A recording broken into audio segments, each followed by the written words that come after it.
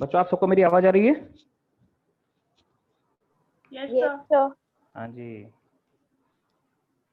तो जैसा कि आप जान रहे हैं कि आज हम लोग जो है अगले सेशन का जो है स्टार्ट कर रहे हैं और हमारा टारगेट अब JEE 2021 होगा। बट कुछ लोग हम में से ऑब्वियसली टारगेट कर रहे होंगे, हो सकता है कुछ लोग एडवांस के एग्जाम दे रहे हों। ओके, बट क्लास स्टार्ट कर दिया। ऐसा कई भी स्टूडेंट आने वाले थे, आप में से ज्वाइन हो सकता हूँ कुछ ऐसे। तो जो भी है तैयारी करते रहिए, ठीक है। और बिकॉज ऑफ एडवांस एग्जाम जो अभी इसी में है, और कई आप में से कई बच्चे थे जो हमारे संग जुड़े हुए थे, एडमिशन ले लिए लेकिन क्लास नहीं कर रहे। उन्होंने बोला सर थोड़ा स्लो पढ़ाइएगा, 1-2 क्लास के लिए हम लोग एडवांस के बाद ज्वाइन करेंगे, ठीक है। क्योंकि वो एडवांस के लिए उतने कॉन्फिडेंट नहीं है, बट फिर भी सोचते हैं कि सर एक ट्राई देते हैं। कॉन्फिडेंस नहीं है तो क्या एक बार ट्राई करते हैं, शायद हो जाए, ठीक है। तो लेट देम ट्राई। और इसलिए इस हफ्ते आपने देखा हो क्लास कम लगे हैं, अगले हफ्ते से क्लासेस बढ़ जाएंगे, ठीक है। तो हम लोग इस 12th पास में आपको पता होगा हमें दोनों सिलेबस कवर करने हैं, 11th के और 12th के भी, ठीक है। और हमें ये सारा काम 4 फेज में करना। जनरली जो होता है हमारा जो प्लान है वो 4 फेज का है। मतलब आपने सारे सिलेबस को 4 पार्ट में डिवाइड करके हम पार्ट वाइज को पूरा करते हैं, पार्ट 1, पार्ट 2, पार्ट 3, पार्ट 4, ठीक है। बट अभी कोरोना के कारण कुछ ना कुछ रीस्ट्रक्चर होगा अभी, ठीक है। जैसे हम लोग ऐसा तब करते हैं 4 पार्ट में, जो हम लोग बैच शुरू कर देते हैं जून में या फिर मई जून में। बच्चों अभी तो हम लोग सितंबर हो गया, बल्कि सितंबर एंड हो रहा है, अक्टूबर से प्रॉपर्ली बैच शुरू होगा, है ना। मान के चलिए अक्टूबर से प्रॉपर्ली शुरू होगा। 24 हो गई ना, अक्टूबर से मान के चलिए। तो ऐसे ही हम लोग 3-4 महीने लेट हैं। तो हम लोग अपने जो प्लान है, स्टडी प्लान्स को रीस्ट्रक्चर करेंगे और रीस्ट्रक्चर करके आपको हम इन्फॉर्म करेंगे कैसे कैसे रीस्ट्रक्चर किया जाएगा। और अच्छा, ये जनरली हमारे जो बच्चे आते हैं 12th पास में, उनका एक ही कंसर्न होता है कि सर हमारा जो 11th वाला पोर्शन है ना, वो थोड़ा सा वीक रह गया, ठीक है। 11th का पोर्शन, 11th के टॉपिक ऐसे थे जो 11th में हम सारे उतने अटेंटिव नहीं थे या उतना ध्यान नहीं दिया, वॉट एवर इट बी, ऐसी बात रहती है। तो हम लोगों ने अपने पहले फेज में ऑलमोस्ट 11th के ही टॉपिक रखे हैं, वही 11th के टॉपिक रखे जहाँ पे आप लोग ज़्यादा वीक हो जाते हैं। और देखिए एक टॉपिक है मोल कंसेप्ट, ये 11th में सबसे पहले पढ़ाया जाता है, सबसे ज़्यादा इसी में टाइम देते हैं, है ना। वो टॉपिक हमने यहाँ पे नहीं रखा पास आउट में। रीजन, 11th में आते हैं, शुरू के 1 महीना इसी पे टाइम देते हैं, तो कुछ ना कुछ सीख ही जाते हैं मूल कंसेप्ट, ठीक है।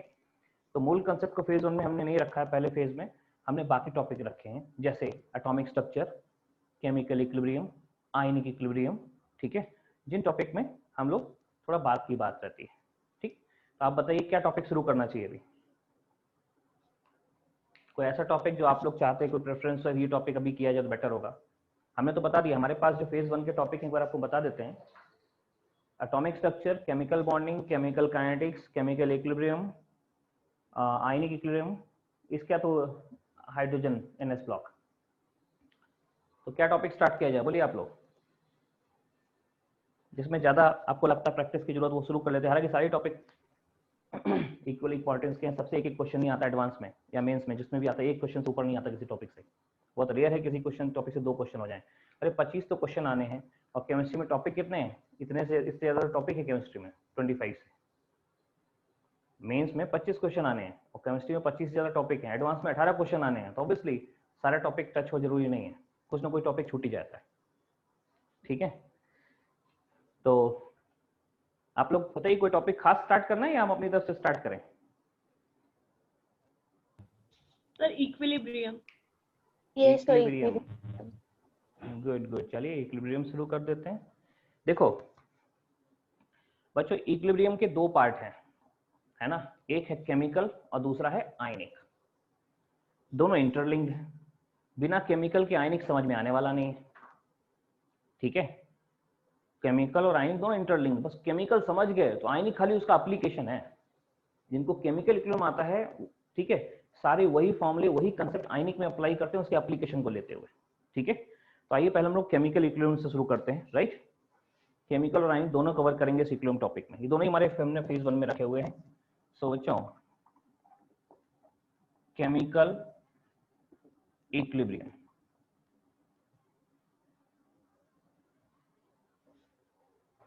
देखिए केमिकल इक्विलिब्रियम में एक चीज तो आप जानते हैं कि इसमें हम कौन सी रिएक्शन को कौन सी इक्वेशन को डील करेंगे, रिवर्सिबल होंगी, मतलब रिवर्सिबल रिएक्शंस को डील करते हैं ऐसे, C प्लस डी गए,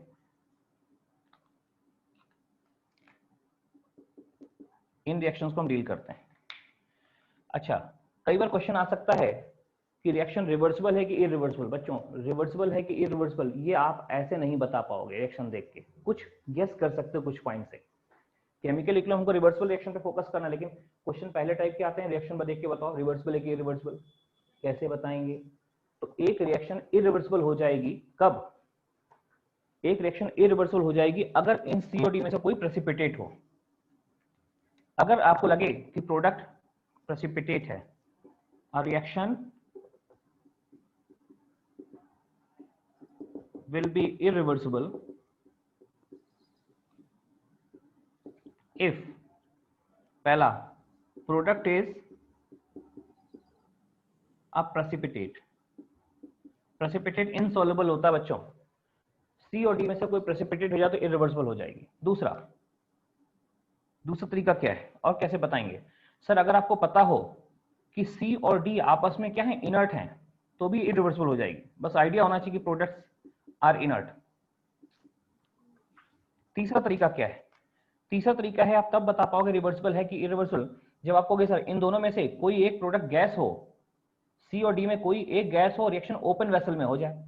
बच्चों गैस जो होगी ओपन वेसल में बनती उड़ जाएगी, तो वहां रहेगी नहीं, रिएक्शन बैकवर्ड कैसे जाएगी? तो क्या हो गया, एनी प्रोडक्ट इज गैस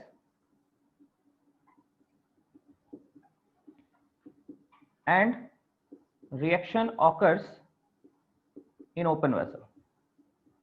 देखो सबसे पहला जो क्वेश्चन आता है जनरली आ जाता है इस टाइप का, रिएक्शन दे दी है, इनमें से कौन सी रिएक्शन इरिवर्सिबल है, कैसे बताओ? अरे यार जब तक आपको या तो नॉलेज हो या तो आपने पढ़ा हो इनऑर्गेनिक या ऑर्गेनिक में कि इरिवर्सिबल होती है ना, तो बता लोगे, या फिर आप गेस कर सकते हो। कैसे? कोई प्रोडक्ट सीओडी में कोई एक प्रेसिपिटेट हो जाए, इरिवर्सिबल होगी, है ना। प्रोडक्ट इज इनर्ट, सीओडी आपस में रिएक्ट ही नहीं करे, रिएक्शन बैकवर्ड जाएगी नहीं, इरिवर्सिबल होगी। और सीओडी में कोई एक गैस हो जाए और रिएक्शन ओपन वेसल में हो, गैस हो और ओपन वेसल में रिएक्शन हो तो बनते उड़ जाएगा। ऐसे आप गैस कर सकते हो और इन पॉइंट से ज्यादातर क्वेश्चन हो जाते हैं, और जो इनसे नहीं हो पाएंगे वो आपने पहले कहीं ना कहीं पढ़े होंगे, आपके सिलेबस में रहे होंगे, ठीक है। जैसे आपने पढ़ा होगा एल्डोल कंडेंसेशन, एल्डोल का बनना क्या है, रिवर्सिबल है, लेकिन उसका कंडेंसेशन इरिवर्सिबल है। एल्डोल का बनना रिवर्सिबल है, इसका कंडेंसेशन इरिवर्सिबल। ये चीजें जो आपने पढ़ी हैं वो या तो वहां से आएगा या फिर इनमें से आप गेस कर लोगे। पहला पॉइंट, राइट। चलिए दूसरा पॉइंट बच्चों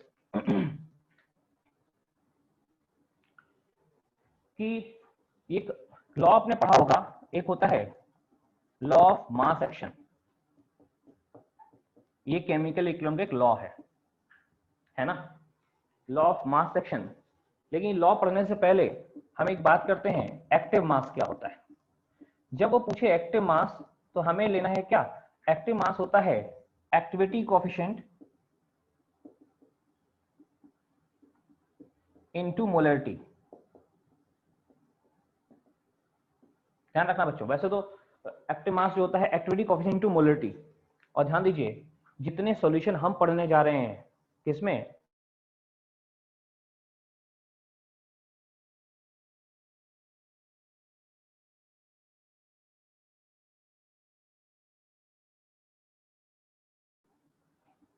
आइडियल सॉल्यूशन के लिए 1 होता है। अगर ये 1 हो गया एक्टिविटी कोएफिशिएंट, तो बच्चों एक्टिव मास जो होगा, ध्यान रखना एक्टिव मास जो होगा जनरली वो मोलरिटी के बराबर ही होगा। अगर आपसे एक्टिव मास पूछता है तो आपको मोलरिटी ही बतानी है। पहला पॉइंट ये ध्यान, दूसरा पॉइंट ये ध्यान रखिए। पहला पॉइंट था रिवर्सिबल इरिवर्सिबल, और दूसरा पॉइंट है एक्टिविटी कोएफिशिएंट क्या होता है। तो सॉरी एक्टिव मास क्या होता है। एक्टिव मास कोई नई चीज नहीं है, उसी मोलरिटी का नाम ही एक्टिव मास है, क्योंकि लॉ ऑफ मास सेक्शन में एक्टिव मास की बात करेगा। और लॉ ऑफ मास सेक्शन की कॉमन सेंस है क्या, जब रिएक्शन होती है तो बच्चों कौन रिएक्ट करते हैं, रिएक्टेंट। रिएक्शन होती है कौन रिएक्ट करते हैं, रिएक्टेंट, है ना। और ये बोलते हैं कि रिएक्टेंट का नंबर जितना ज्यादा होगा, अच्छा रिएक्टेंट रिएक्ट कैसे करते हैं, आपस में टकरा के। जब भी रिएक्शन होती है रिएक्टेंट रिएक्ट करते हैं, कैसे रिएक्ट करते हैं, आपस में टकरा के रिएक्ट करते हैं।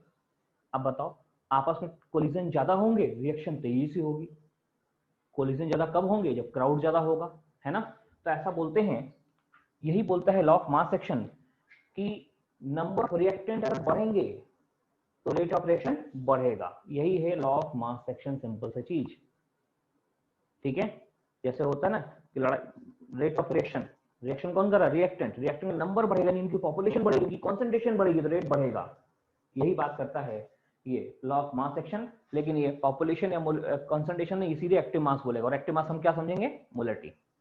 जब तक कि एक्टिविटी कोएफिशिएंट नहीं दिया हो, हम एक्टिविटी कोएफिशिएंट को 1 लेके चलेंगे। एक्टिव मास एक्टिविटी कोएफिशिएंट जो होता है वो 1 लेंगे, और एक्टिविटी कोएफिशिएंट अगर 1 लेंगे तो सीधे एक्टिव मास मोलरिटी सेम रहेंगे। नाउ लॉ क्या है, देखो बच्चों, लॉ सिंपल सा लॉ है, ए बी टाइम्स बी, ये सारा है बना रहे हैं सी टाइम्स सी और डी टाइम्स डी, है ना। लॉ बोलता है कि अब रिएक्ट करने वाला ए है,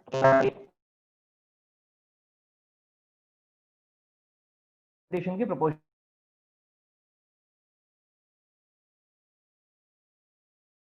is proportional to concentration of A. Rate of reaction of B proportional to concentration of B. Similarly, rate of reaction of C backward reaction कर रहा है, it is concentration of C.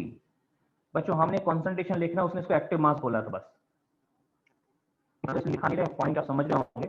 Active mass of D concentration of D के proportion होता है। मतलब law का जो पहला पार्ट है वो यही है, किसी का भी रेट जो होता है वो उसके अपने कॉन्सेंट्रेशन, अपने एक्टिव मास पे डिपेंड करता है। पहला पार्ट खत्म। दूसरा पार्ट, पहले पार्ट में इंडिविजुअल ए, इंडिविजुअल बी, इंडिविजुअल सी, इंडिविजुअल डी की बात की, लेकिन दूसरे पार्ट में हम इंडिविजुअल बात नहीं करेंगे, पूरी रिएक्शन की बात करेंगे, पूरी फॉरवर्ड रिएक्शन या पूरी बैकवर्ड रिएक्शन। ध्यान रखना, पूरी फॉरवर्ड रिएक्शन या पूरी बैकवर्ड रिएक्शन की बात करेंगे हम लोग, ठीक है। तो आइए देखते कैसे करेंगे, एक minute.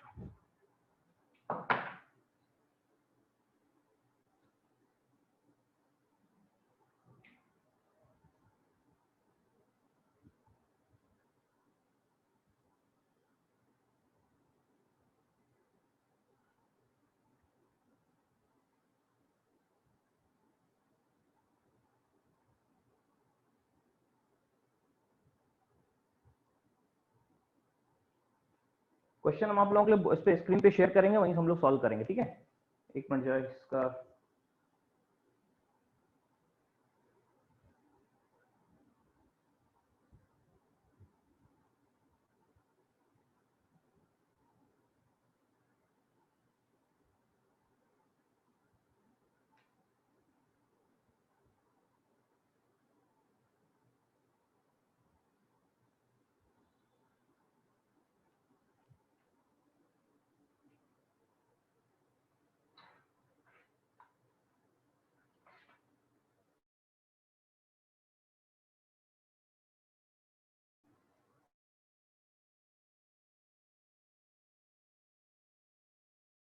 Law of mass section के दो छोटे छोटे पार्ट हैं। पहला पार्ट आप समझ गए कि हमें किसकी बात करनी है,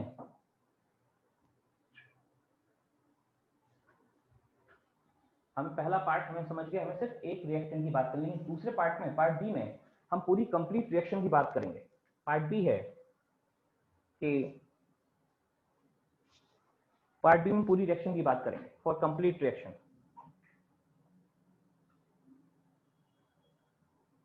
क्या है पूरी रिएक्शन में, पूरी रिएक्शन बच्चों ए और बी दोनों पार्टिसिपेट करते हैं। Rate of forward reaction, rate of reaction ऐसे मान लो, इज प्रोपोर्शनल टू व्हाट, जितने भी रिएक्टेंट हैं उन सबके प्रोडक्ट, एक्टिव मास का product is proportional to multi product of active mass of its reactant. ठीक है बच्चों, ऐसे जैसे रेट ऑफ फॉरवर्ड रिएक्शन की बात करें, rate of forward reaction RF, तो फॉरवर्ड रिएक्शन रिएक्टेंट ए और बी है, तो हो जाएगा ए का कंसंट्रेशन ऑफ ए का पावर ए, बी का पावर बी। सिमिलरली बच्चों देखो, ये देखो अच्छा दूसरा, R F equal to K F A to the power A और B to the power B. बच्चों ये क्वेश्चन 1 हो गई, रेट ऑफ फॉरवर्ड रिएक्शन हो गई। आपको के एफ जो है वो फॉरवर्ड रिएक्शन के लिए प्रोपोर्शनलिटी कांस्टेंट है, इसको rate constant of forward reaction बोलेंगे। देखो बच्चों ये जो है ना, it is rate constant of forward reaction, rate constant of forward reaction, ठीक है ना। केएफ जो हो गया rate constant of forward reaction हो गया। जैसे हमने फॉरवर्ड रिएक्शन की बात की है वैसे ही हम बैकवर्ड रिएक्शन की बात कर सकते हैं। बैकवर्ड रिएक्शन के रिएक्टेंट सी और डी हो जाएंगे, डिटो ऐसे ही लिखना है ना, rate of backward reaction.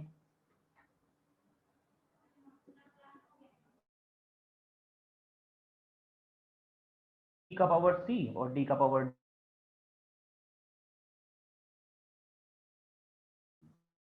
D का पावर सी और डी का पावर डी।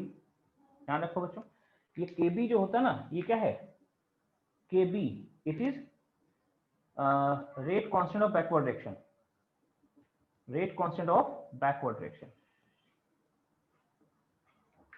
देख लो, rate constant of forward reaction, rate constant of backward reaction. Is it clear? तो हम यहीं से आगे बढ़ने जा रहे हैं, क्योंकि हमें इस पे भी क्वेश्चन बन जाएंगे, इस पे भी क्वेश्चन बनते हैं, इस वाले फॉर्मूले पे या इस वाले फॉर्मूले पे क्वेश्चन बन सकते हैं। ठीक है, तो rate constant of forward reaction, rate constant of backward reaction, right. अच्छा, तो अब ये बताओ, जब इक्विलिब्रियम आता है बच्चों, इक्विलिब्रियम आता है तब होता क्या है, इस पे क्वेश्चन करेंगे। क्वेश्चन लिखिए पहले, लिखिए क्वेश्चन। अच्छा एक चीज लिखिए, लॉ ऑफ मास सेक्शन आपने पढ़ा बच्चों, लॉ ऑफ मास सेक्शन आपने 11th में पढ़ा। क्या था ये? ए था। लेकिन इसी को अगर एक्सपेरिमेंटल, ये तो थ्योरेटिकल लॉ, अगर इसको एक्सपेरिमेंट में कन्वर्ट कर दें, एक्सपेरिमेंटल बना दें, तो यही लॉ, रेट लॉ बन जाएगी। 12th में पढ़ा था केमिकल काइनेटिक्स, है ना। तो केमिकल काइनेटिक्स में यही लॉ, हमारा ये लॉ केमिकल काइनेटिक्स में भी आ जाएगा। और केमिकल काइनेटिक्स में क्या होगा बच्चों, ये थ्योरेटिकल है वो एक्सपेरिमेंटल होगा। तो पहले हम बात करते हैं थ्योरेटिकल लॉ, समझ जाओ। Rate of forward reaction, rate of backward reaction कैसे लिखना है, सब अच्छे से क्लियर करो। ये हमारा लॉ ऑफ मास सेक्शन हो गया, राइट। इसके बाद हम लोग देखेंगे नोट नंबर 1 लिख लीजिए, रेट लॉ। रेट लॉ के बारे में जान लेते हैं। Note number 1, rate law.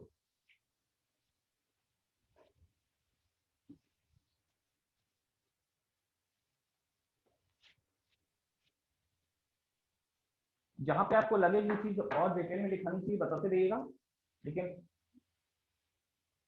Right, या जो जानते हैं वो समझते, आपको लगे कि नहीं सर ये हमको पता है, थोड़ा स्किप करिए तो स्किप कर देंगे, ठीक है। चलिए, तो पहले बेसिक बात होगी फॉर कंप्लीट रिएक्शन में rate of forward reaction, rate of backward reaction. Basic question है, तो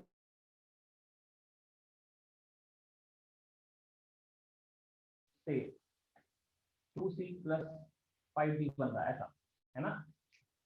और आपसे कहेगा, इसमें क्या देगा, हमने क्या किया, ए का कॉन्सेंट्रेशन डबल कर दिया,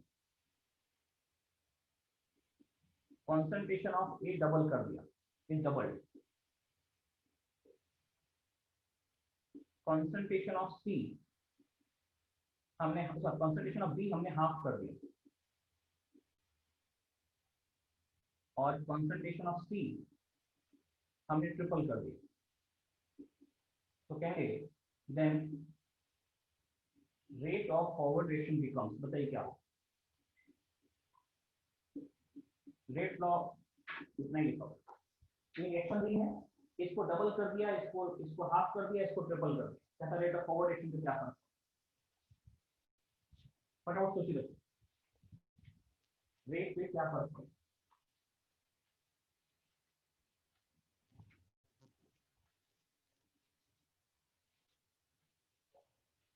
इसका रेट ये लिख लो, ऐसा रेट लिखो, अपने आप चीजें पता लगनी शुरू हो जाएगी।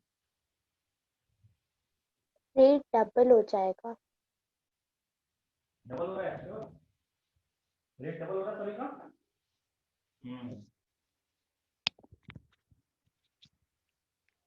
देखो सी तो बच्चों प्रोडक्ट है, सी का तो फर्क पड़ेगा नहीं, सी से इससे तो फर्क पड़ेगा नहीं, फर्क पड़ेगा इसको पड़ेगा। क्या हो गया, आप पहले लिख लो आर इक्वल टू के कॉन्सेंट्रेशन ऑफ ए का पावर 3 बी का पावर 2, है ना। ये शुरू कर रहे R1 हो गया, फिर क्या कर रहे हैं R2, के नहीं चेंज होगा, के तो प्रोपोर्शनलिटी कांस्टेंट है, कॉन्सेंट्रेशन ऑफ ए का पावर 3 और बी का पावर 2। बच्चों हमने ए को क्या किया, डबल, ये जो था इसको 2a लिख दिया और इसको b/2 लिख दिया। आप देखो यहाँ 2 का पावर 3 कॉमन होगा, तो अल्टीमेटली यहाँ पे 8 होगा, यहाँ पे 8/4, 8/4 2 होता है, तो यह आ जाएगा 2 के ए का पावर 3 और बी का पावर 2। देख लो ये जो पार्ट है ये हमारा R1 है, तो ये 2 ऑफ R1 हो जाएगा। तो R2 जो है वो 2 ऑफ R1 हो रहा है, यानी रेट डबल हो रहा है पुराने रेट का, ठीक है। जो रेट हमारा है ये पुराने रेट का डबल हो रहा है, ओके। देखो यहां हमने क्या किया, ध्यान दीजिए,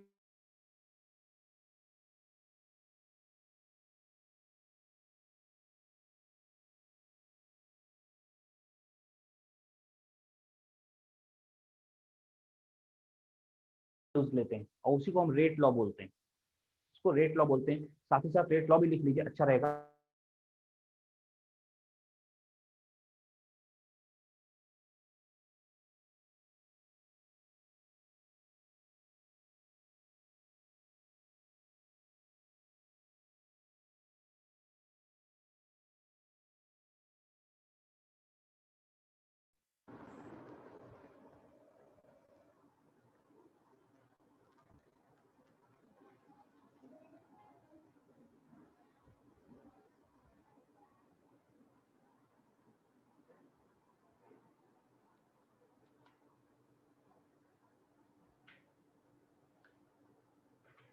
हाँ, बेसिक इसके क्वेश्चंस ऐसे होंगे, बाकी क्वेश्चंस पे भी हम लोग चलते हैं। 1 मिनट रुक जाइए, ठीक है। एक नोट में हम लोग रेट लॉ की भी बात कर लेते हैं। रेट लॉ क्या होता है? देखो बच्चों, रेट लॉ क्या होता है, जो अभी हमने देखा, एक बैलेंस इक्वेशन दी है, इसमें लॉ ऑफ मास सेक्शन हमने जस्ट अभी पढ़ा, law of mass section just अभी हमने किया, और इसमें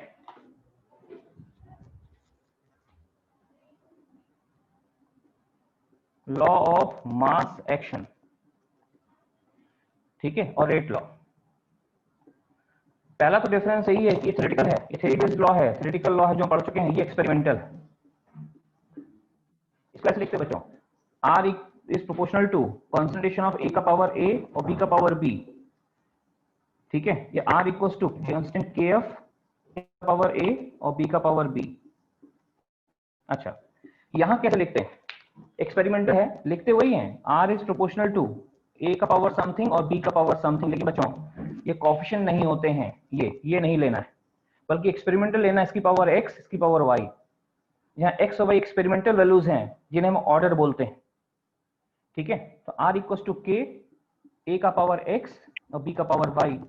देखो बच्चों, ये रेट लॉ है, इसमें दोनों सेम है, जो ये है वैसा ही है, लेकिन यहाँ पे पावर एक्सपेरिमेंटल है, x और y एक्सपेरिमेंटल पावर्स हैं, एक्सपेरिमेंटल, एक्सपेरिमेंट करके आता है ना कि थ्योरी से।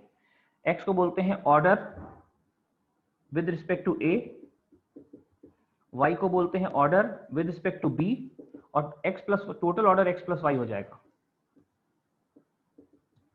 अब बच्चों, कब हमको रेट लॉ यूज करना है, कब law of mass section use करना है, ये कैसे डिसाइड करेंगे?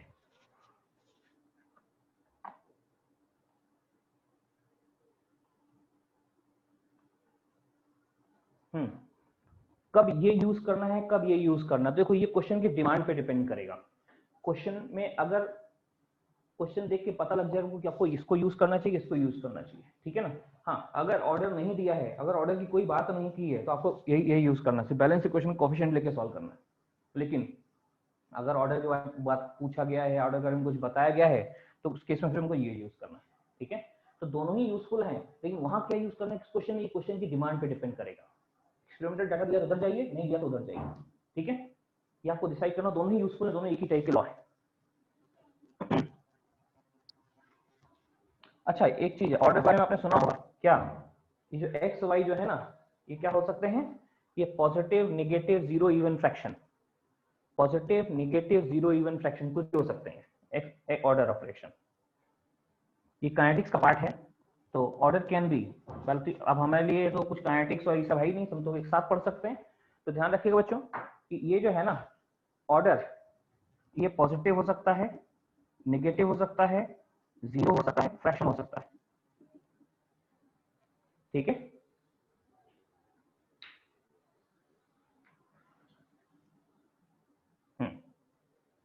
अब चलते हैं, हम लोग बात करते हैं, write down state of equilibrium. State of equilibrium क्या होता है, किसको इक्विलिब्रियम बोलते हैं?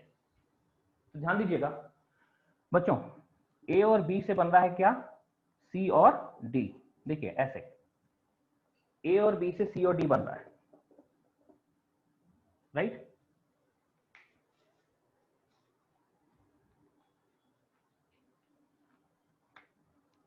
अब क्या है, शुरू में इसके 100 मोल थे, इसके 100 मोल थे, ध्यान दीजिएगा। ऑब्वियसली ये 0 0 था, क्योंकि ए और बी इसमें ज्यादा हैं तो ज्यादा तेजी से रिएक्ट करेंगे। तो इसमें रेट ऑफ फॉरवर्ड रिएक्शन जो होगा, यहां से यहां जाने का rate of forward reaction RF शुरू में बहुत ज्यादा होगा, मान लो 10 है सपोज, इनके इनके रिएक्ट करने का रेट बहुत ज्यादा होगा, कॉन्सेंट्रेशन हाई है। जबकि रेट ऑफ बैकवर्ड रिएक्शन क्या होगा, RB बच्चों, RB होगा 0। क्यों, जब ये 0 है तो रिएक्शन बैकवर्ड जाएगी नहीं, रेट ऑफ बैकवर्ड रिएक्शन 0 होगा, है ना। थोड़े समय के बाद क्या होगा, ये किसी टाइम, इसी शुरू की बात है, किसी टाइम T1 पे क्या होगा, ये थोड़ा घट जाएगा। मान लीजिए घट के 80 रह गया, ये भी 80 हो गया, ये 20 और 20 बन गया। देखो कॉन्सेंट्रेशन घट गई तो इनकी आपस में रिएक्ट करने का रेट घट गया होगा, जो पहले 10 था 10 से घट के 8 आ गया, दिख रहा है, 10 से घट के 8 आ गया। और रेट ऑफ बैकवर्ड रिएक्शन पहले 0 था, लेकिन क्योंकि कॉन्सेंट्रेशन बढ़ गई इस समय, तो रेट ऑफ बैकवर्ड रिएक्शन बढ़ के सपोज कुछ 2 हो गया। तो देखिए बच्चों, इसमें जैसे जैसे रिएक्शन होगी इसकी कॉन्सेंट्रेशन घटेगी, इसकी कॉन्सेंट्रेशन बढ़ेगी, और एक, ठीक है, टाइम T2 पे हो सकता है ये 70 हो जाए, ये 70, ये 30 30, तो इसका रेट घट के 7 हो गया, इसका रेट बढ़ के मान लीजिए 5 हो गया। बच्चों फिर एक टाइम आता है, टाइम T3 पे 60 60 40 40, रेट ऑफ फॉरवर्ड और घटेगा, घट के 6 हो गया, और रेट ऑफ बैकवर्ड और बढ़ेगा, बढ़ के 6 हो गया। देखिए जरा, बस यही होता है इक्विलिब्रियम। जब रेट ऑफ फॉरवर्ड रिएक्शन घटते हुए, एक रिएक्शन रेट घटते हुए दूसरे का बढ़ते हुए दोनों बराबर हो जाएं, बस यही स्टेट ऑफ इक्विलिब्रियम होता है। इसके बाद जब ये आ जाएगा, ये स्टेट आ गई, इसके जब भी आप रिएक्शन को देखेंगे T=T4 पे तो 60 60 40 40, T=T5 पे 60 60 40 40, यानी आपको लगेगा इसका कॉन्सेंट्रेशन में चेंज होना बंद हो गया। आपको लगेगा रिएक्शन यहाँ तक तो चल रही थी, इसका रिएक्शन प्रोसीड होनी बंद हो गई, जबकि ऐसा नहीं है, रिएक्शन लगातार चल रही है। बस इस जगह पे रेट बराबर होने से क्या हुआ, इक्विलिब्रियम आ गया। और इक्विलिब्रियम आने पे क्या होता है बच्चों, आपको लगता है रिएक्शन रुक सी गई है। इक्विलिब्रियम आने पे क्या लगता है, रिएक्शन रुक सी गई है। ठीक है, कैसे लगता है रिएक्शन रुक सी गई है, ऐसे, क्यों, अरे रेट ऑफ फॉरवर्ड रिएक्शन 6 है, रेट ऑफ बैकवर्ड रिएक्शन 6, मतलब इसके किसी पल 6 मोल रिएक्ट किए और उतने ही मोल बन गए, तो बताओ नेट में कोई चेंज नहीं। यहाँ देखो 6 मोल आए और 6 चले गए, तो नेट में कोई चेंज नहीं है, हर पल रिएक्शन चल रही है। इक्विलिब्रियम आने के बाद रिएक्शन हर पल चलती है, बट होता क्या है, होता ये है कि आपको फील होता है रिएक्शन रुक सी गई है। क्यों ऐसा फील होता है रिएक्शन रुक सी गई है, ऐसा इसलिए फील होता है क्योंकि जितने मोल किसी के बन रहे हैं उतने मोल रिएक्ट कर रहे हैं, फॉरवर्ड में जितने आए बैकवर्ड में चले गए। इसी को बोलते हैं स्टेट ऑफ इक्विलिब्रियम। जब आपको फील हो कि रिएक्शन रुक सी गई है, यही स्टेट ऑफ इक्विलिब्रियम है, और which is dynamic in nature. तो इक्विलिब्रियम क्या है, ये आपको दिख गया होगा, आपको फील होगा कि T=T3, ये इक्विलिब्रियम यहाँ पे आ गया। और जब इक्विलिब्रियम आता है तो क्या लगता है, रिएक्शन रुक सी गई है, रुकती नहीं है, लगातार चल रही है, बस जितने मोल आ रहे हैं उतने मोल जा रहे हैं। ये स्टेट ऑफ इक्विलिब्रियम है। और इक्विलिब्रियम पे क्या होता है, आप देख लीजिए, rate of forward reaction equal to rate of backward reaction, जैसे रेट बराबर होंगे कॉन्सेंट्रेशन क्या होंगी, फिक्स हो जाएंगे, यही स्टेट ऑफ इक्विलिब्रियम। तो स्टेट ऑफ इक्विलिब्रियम क्या होता है, ये हमने एक हल्का सा रिव्यू किया भी, ये चाहे केमिकल में हो या आयनिक में हो, जब भी इक्विलिब्रियम आएगा तो यही होगा, रिएक्शन रुक सी जाएगी। रिएक्शन रुक गई क्योंकि कॉन्सेंट्रेशन कांस्टेंट हो गई, क्योंकि रेट बराबर हो गया फॉरवर्ड और बैकवर्ड के।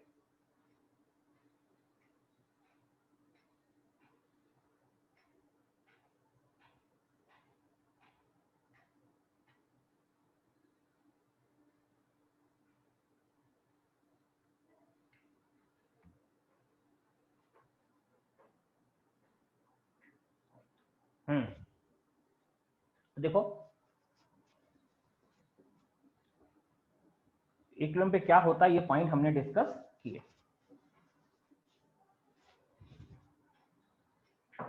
अच्छा बच्चों, एट इक्विलिब्रियम जो दो चीजें हो रही हैं, फटाफट लिख लेते हैं। एट इक्विलिब्रियम दो काम हुए, पहला all constant RF, rate of forward reaction equal to rate of backward reaction, और दूसरा क्या हुआ, ऑल कॉन्सेंट्रेशन बिकम्स कांस्टेंट। बस ये हो गया इक्विलिब्रियम की पहचान। बच्चों इसका ग्राफ पे भी क्वेश्चन आता है, तो ग्राफ कैसे बनता है, ध्यान दो, ऐसा, ये इनका ग्राफ बनाते हैं। देखो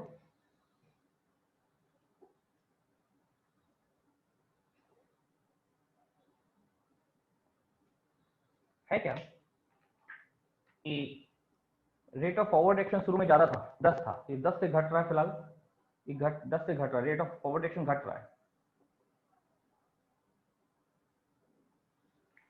रेट ऑफ बैकवर्ड एक्शन 0 था, ये बढ़ रहा है।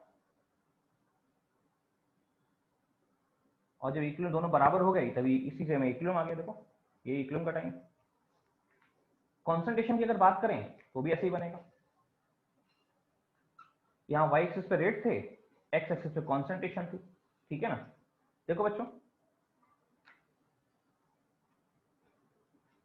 ऐसे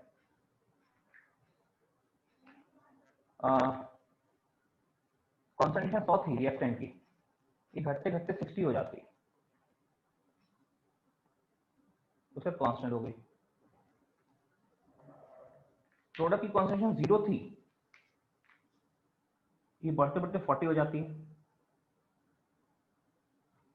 देखो ये ऐसे कांस्टेंट, ये प्रोडक्ट की कॉन्सेंट्रेशन। तो रिएक्टेंट की कॉन्सेंट्रेशन घटती है, प्रोडक्ट की कॉन्सेंट्रेशन बढ़ती है, और जिस समय दोनों रेट बराबर हो गए उसी पल कॉन्सेंट्रेशन कांस्टेंट हो गई। उसके बाद कॉन्सेंट्रेशन में कोई चेंज नहीं आएगा। देखिए ग्राफ हॉरिजॉन्टल हो गया, ग्राफ ऑलमोस्ट हॉरिजॉन्टल हो गया, कोई चेंज नहीं कॉन्सेंट्रेशन में। बच्चों यही है, ठीक है।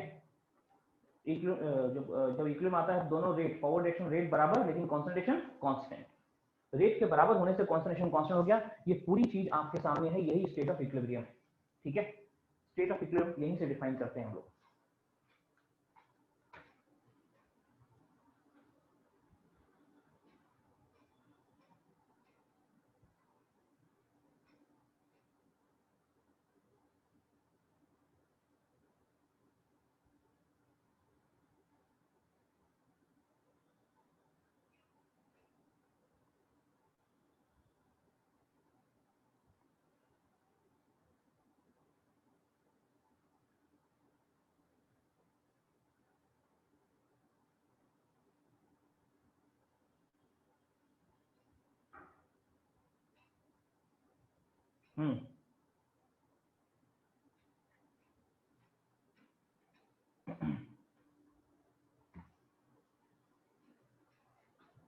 तो बच्चों स्टेट ऑफ इक्विलिब्रियम आप समझ गए। अच्छा इसको तो अप्लाई करते हैं, और अप्लाई करेंगे तो आपको एक इक्विलिब्रियम कांस्टेंट मिल जाएगा। अच्छा एक चीज कुछ सम इंपॉर्टेंट कैरेक्टरिस्टिक्स हैं पर उन पे जरा बात कर लेते हैं। कैरेक्टरिस्टिक्स, तो कैरेक्टरिस्टिक्स ऑफ इक्विलिब्रियम, पहला बच्चों पहला पॉइंट, इसका नेचर कैसा होता है? डायनेमिक। क्यों डायनेमिक नेचर है? रीजन क्या है सर? अभी अब बताया मैंने, रिएक्शन लगातार चल रही है, बस जितने मोल जा रहे हैं उतने मोल वापस आ रहे हैं। रिएक्शन लगातार चल रही है, जितने मोल जा रहे हैं उतने मोल वापस आ रहे हैं, बट रिएक्शन लगातार चल रही है, रिएक्शन रुकती नहीं। ओके, रिएक्शन का नेचर डायनेमिक है।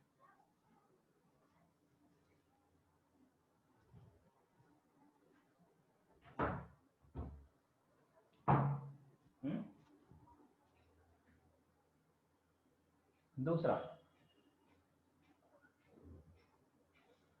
रिएक्शन का नेचर जो है वो डायनेमिक नेचर है। दूसरा क्या होता है कि अगर बच्चों इक्विलिब्रियम, अच्छा ये बताइए इक्विलिब्रियम आता है ना, जीरो टाइम, जीरो से इक्विलिब्रियम आने को समय लगता है। अगर मेरा क्वेश्चन आपसे ये हो कि अगर कैटलिस्ट यूज कर रहे हैं, कैटलिस्ट यूज कर रहे हैं तो क्या फर्क पड़ेगा? इक्विलिब्रियम कोई के टाइम पे फर्क कोई नहीं फर्क पड़ेगा पड़ेगा। या अमाउंट पे कोई फर्क पड़ेगा?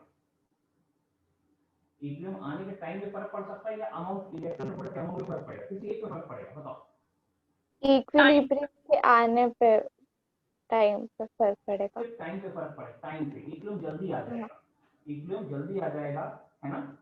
जो अमाउंट ऑफ रिएक्टेंट प्रोडक्ट बिना जो वैसे बन रहे हैं वो ऐसे बनेंगे, मतलब अमाउंट में कोई फर्क नहीं पड़ेगा, सिर्फ टाइम पे फर्क पड़ेगा, राइट। तो कैटलिस्ट जो होता है, कैटलिस्ट का इफेक्ट क्या है? इसको अपने आप लिख लीजिए। कैटलिस्ट जो होता है वो टाइम, इक्विलिब्रियम जल्दी आ जाएगा, टाइम को फर्क करेगा, टाइम टू रीच इक्विलिब्रियम को फर्क करेगा, टाइम टू रीच इक्विलिब्रियम ये लगेगा, लेकिन अमाउंट पे कोई फर्क नहीं पड़ेगा। Amount of reactant and product वही रहेंगे, इस पे कोई फर्क नहीं पड़ेगा, विल नॉट चेंज। तीसरा point,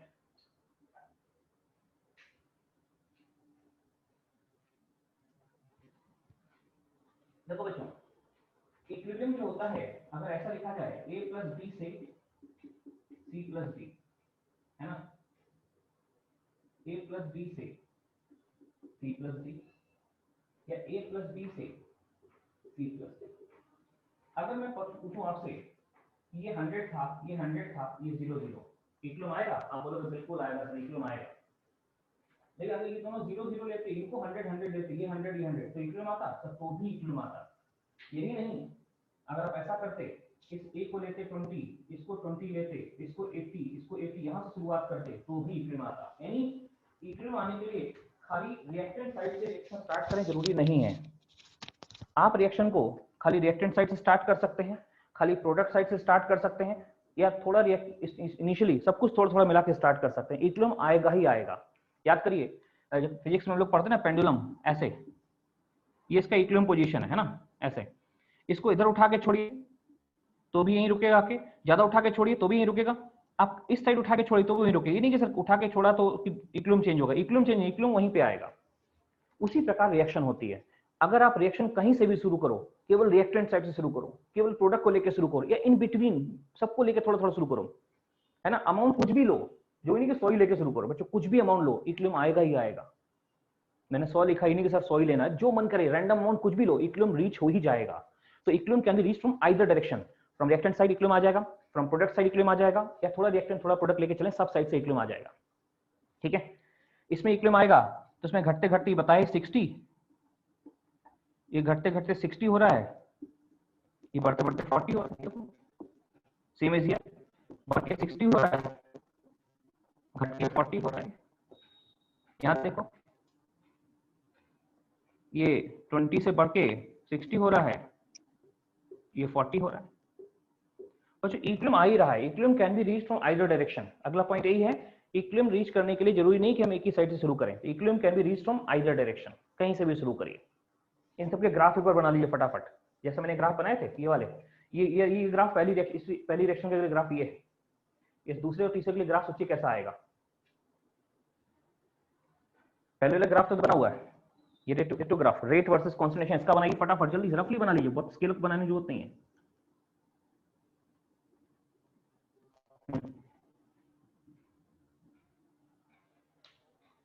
rate versus time, rate versus time, concentration versus time, rate versus time, concentration versus time बनाइए। अच्छा, इसमें रेट वर्सेस टाइम कैसे बनेगा, देखो जरा, इसमें रेट ऑफ फॉरवर्ड डायरेक्शन बढ़ेगा, zero, rate of forward direction शुरू में 0 होगा, ये बढ़ेगा, और बढ़ते बढ़ते कितना होगा 6, हाँ बढ़ते बढ़ते 6 होगा, यहाँ 6 ऐसा ही होगा, बट यहाँ रेट ऑफ फॉरवर्ड डायरेक्शन बढ़ेगा, 6 पे रुक जाएगा। रेट ऑफ बैकवर्ड डायरेक्शन घटेगा, 6 पे रुक जाएगा। और इसी समय देखो जो ग्राफ थोड़ा सा चेंज होगा इसका, मतलब कंसेप्ट वही है, लेकिन कैसे होगा, रिएक्टेंट कांस्टेंट 0 से बढ़ के 60 हो रहा है, 60 हो रहा है, रिएक्टेंट ये रहा है 60 पे रुक रहा। प्रोडक्ट जो है क्या हो रहा है, 100 से घट के 40 हो रहा है, तो 100 कहीं यहाँ होगा, 100 मान लो कहीं इधर 100 है, 100 से घट के 40 हो गई, देखो ऐसा ऐसे ही उधर वाला ग्राफ बनाइए। ये ग्राफ ओरिजिन से शुरू हो रहा है क्योंकि कॉन्सेंट्रेशन 0 है, लेकिन ये वाला ग्राफ ओरिजिन से शुरू नहीं होगा, ध्यान रखिए, किसी कॉन्सेंट्रेशन शुरू में 0 नहीं है। ये 20 से बढ़ के 60 हो रहा है, तो इसको क्या करोगे, और ये रेट ऑफ फॉरवर्ड डायरेक्शन भी इस बार 0 नहीं होगा, रेट ऑफ फॉरवर्ड डायरेक्शन 0 शुरू नहीं होगा, कुछ वैल्यू होगी, 20 है ना, कम होगी, ये बढ़ते बढ़ते 6 होगा। रेट ऑफ बैकवर्ड डायरेक्शन भी घटते घटते 6 हो जाएगा। Rate of backward direction, rate of forward direction, ये बढ़ रहा है, ये घट रहा है, दोनों बराबर हो गए, देखिए। और इस पर्टिकुलर पॉइंट पे rate of forward direction, rate of backward direction, ऐसे, ठीक है।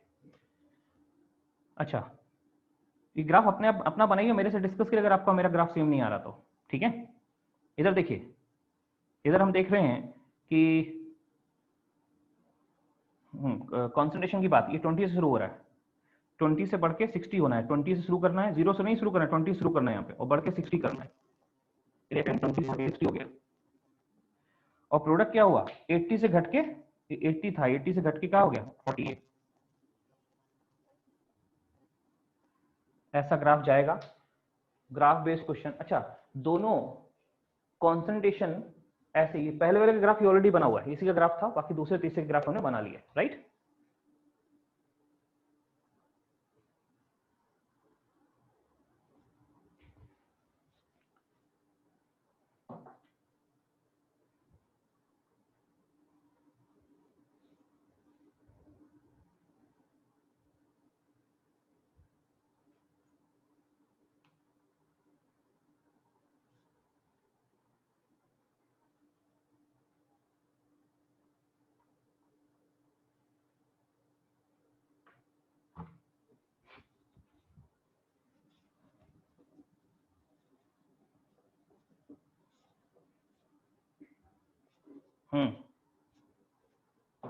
बच्चों इसका एक टर्म जो हम लोग बहुत यूज करते हैं वो होता है equilibrium constant. Equilibrium constant numerical यहीं से बनेंगे ज्यादातर, बेसिक तो समझ गए, न्यूमेरिकल यहाँ इक्विलिब्रियम कांस्टेंट बनना शुरू होंगे। तो अगर इस रेशो को लेते हैं a times a, b times b, c times c और d टाइम्स d, तो रेट ऑफ फॉरवर्ड एक्शन क्या होगा, kf a का पावर a और b का power b, rb kb c का पावर c और d का power d। Rate of forward action backward action लिख दी, इक्विलिब्रियम में तो बच्चों दोनों को बराबर कर दो, ये दोनों इक्वल हो गए।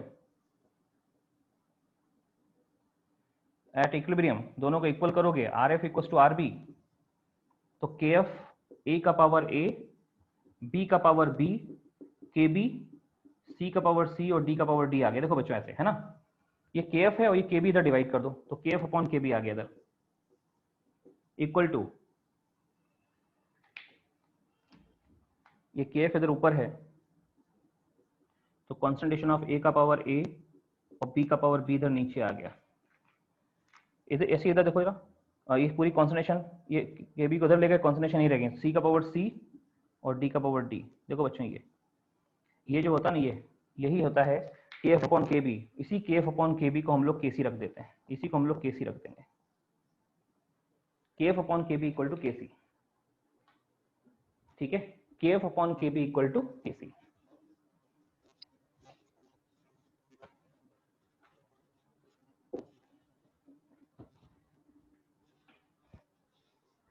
ध्यान रखना केमिकल का बेस ही आयनिक में लगता है, केमिकल जितना अच्छा क्लियर होगा, यही सब कुछ आयनिक में यूज करना है। आयनिक में जैसे एप्लीकेशन है केमिकल की, सारी डेफिनेशन कहीं पे समझनी, सारी बेसिक चीजें।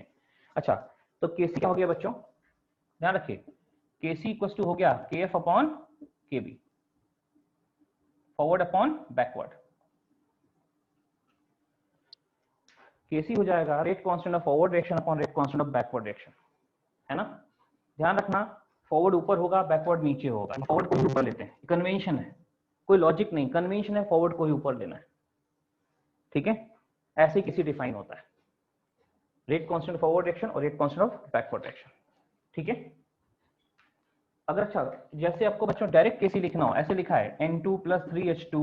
अच्छा, केसी लिखने का तरीका क्या है, केसी लिखने का तरीका पहले ऐसा है, जो राइट हैंड साइड में है उनको ऊपर लिखो टू द पावर कोएफिशिएंट सारे प्रोडक्ट में, और जो लेफ्ट हैंड साइड में लिखा हुआ है उसको नीचे लिखो टू द पावर कोएफिशिएंट, सब कुछ मल्टीप्लिकेशन में आएगा। ऐसा इस कंसेप्ट अगर केसी लिखना पड़े, कोई भी रिएक्शन ले लो, देखो N2 + 3H2 से 2 अमोनिया, कोई भी रैंडम इक्वेशन ले लो ऐसे, तो बच्चों इसका केसी लिखने का तरीका क्या होगा, वही जो राइट में है पहले वो लिखो concentration of ammonia to the power its coefficient, right वाले सब खत्म हो गए और लेफ्ट में आ जाओ। लेफ्ट में नाइट्रोजन है तो concentration of nitrogen to the power coefficient 1 है, concentration of hydrogen to the power coefficient 3 है, ऐसे आएगा। तो इस प्रकार से हम केसी लिख सकते हैं, केसी लिखने का तरीका ये रहा, ठीक है। कोई इक्वेशन रैंडम इक्वेशन आपके सामने आ जाए, केसी लिखना है, बहुत अजीब सी इक्वेशन आ जाए ऐसा 5A 10B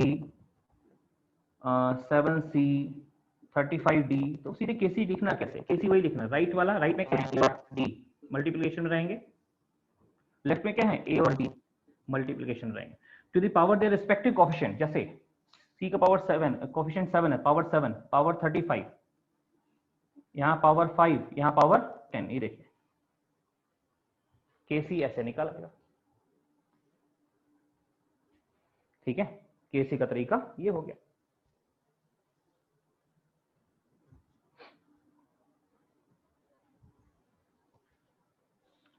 सोचो किसी, अब एक रैंडम कोई डेटा दिया हो तो केसी हम लोग लिख सकते हैं, कोई भी रैंडम डेटा दिया हो केसी का लिख सकते हैं। अब कॉन्सेंट्रेशन पता है, वैल्यूज रख करके हम इसको निकाल सकते हैं और केसी का यूनिट भी निकाल सकते हैं। केसी का यूनिट कैसे आएगा, केसी का यूनिट देखो यहाँ से अपने आप पावर आवर लेते हो केसी का यूनिट आ जाएगा,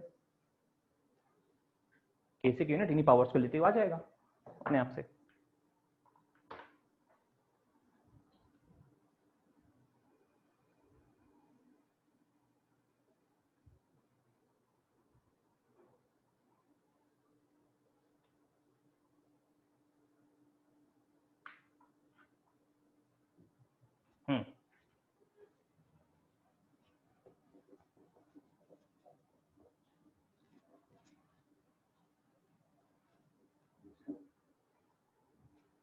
और एक चीज आपने सुनी होगी, जैसे केसी होता है उसी प्रकार से केपी होता है।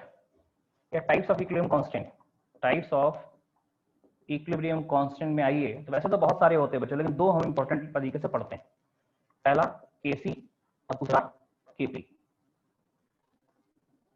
होता तो ऐसे केएक्स भी है, आप केएक्स लिख दो, एक्स लिख दो, केएम लिख दो, एम स्मॉल एम, या कोई भी ऐसा लिख दो। देखो ना, ये सी फॉर कॉन्सेंट्रेशन, इसको बोलते हैं कॉन्सेंट्रेशन इक्विलिब्रियम कांस्टेंट। यहाँ पी है प्रेशर इक्विलिब्रियम कांस्टेंट, यहाँ एक्स मोल फ्रैक्शन होता है तो mole fraction equilibrium constant, MF mole fraction equilibrium constant. KM हो जाएगा, स्मॉल एम होता है मोलैलिटी, तो molality equilibrium constant, MOLALITY molality equilibrium constant. देखो बच्चों ऐसे ये मोलैलिटी इक्विलिब्रियम कांस्टेंट हो जाएगा। तो इक्विलिब्रियम कांस्टेंट कैसा भी निकाल सकते हैं, जैसे आपने केसी देखा, केसी निकालने में कॉन्सेंट्रेशंस रख रहे हैं यहाँ पे, अगर यहाँ पे पार्शियल प्रेशर रखना शुरू करो तो केपी आ जाएगा। यहाँ पे अगर मोल फ्रैक्शन रखना शुरू कर दो सबके तो केएक्स आ जाएगा। सबकी मोलैलिटी रखना शुरू कर दो, मोलैलिटी स्मॉल एम, तो केएम आ जाएगा। तो ये सारे इक्विलिब्रियम कांस्टेंट होते एक ही टाइप से हैं, ठीक है। बस केसी और केपी थोड़े इनके बारे में पढ़ा जाता है, बाकी लिखने के लिए कुछ भी लिख सकते हैं, ये हम पढ़ते हैं, ये हम कुछ भी लिख सकते हैं, है ना। केसी आपने समझा, जैसा केसी होता है वैसे ही केपी होता है, बस क्या करना है, जहां जहां केसी है, जहां जहां कॉन्सेंट्रेशन वहां पार्शियल प्रेशर रख दो, ठीक है। ये सारी कॉन्सेंट्रेशन बच्चों सबको समझ में आ गए कि जैसे केसी निकालते हैं वैसे ही आपको केपी निकालना है, वैसे ही आपको केएक्स निकालना है, वैसे ही आपको केएम निकालना है ना। तो केसी में जहां जहां केसी में कॉन्सेंट्रेशन रखा हुआ है, केसी में जहां जहां कॉन्सेंट्रेशन रखा हुआ है वहां वहां पार्शियल प्रेशर को केपी आ जाएगा, ठीक है। सो केपी मतलब एक जनरल रिएक्शन ले लो, इसी का केपी लिखना हो तो कैसे लिखेंगे इस रिएक्शन का, इसको केपी लिखना हो तो ऐसे आ जाएगा, इसको partial pressure of C, partial pressure of D, partial pressure of A, partial pressure of B. Partial pressure of C का power coefficient 7, partial pressure of D का power 35, partial pressure of A का power 5, partial pressure of B का power 10। लिख लीजिए, ऐसे KP आ जाएगा, ऐसे KX, ऐसे ही केएम आ जाएगा। ये सारे टाइप्स ऑफ इक्विलिब्रियम कांस्टेंट है, लिख सकते हैं आप। हम क्वेश्चन पे प्रैक्टिस करेंगे, एक बार फटाफट कंसेप्ट एक बार रिव्यू निकल जाते हैं, सारे पॉइंट एक बार रिवाइज हो जाए, फिर अपन उस पर बात करते हैं, ठीक है। आइए नेक्स्ट पॉइंट बच्चों, प्रॉपर्टीज क्या, इसमें रिलेशन भी होता है। देखो रिलेशन बिटवीन, या note number 1, relation between KP and KC, relation between KP and KC.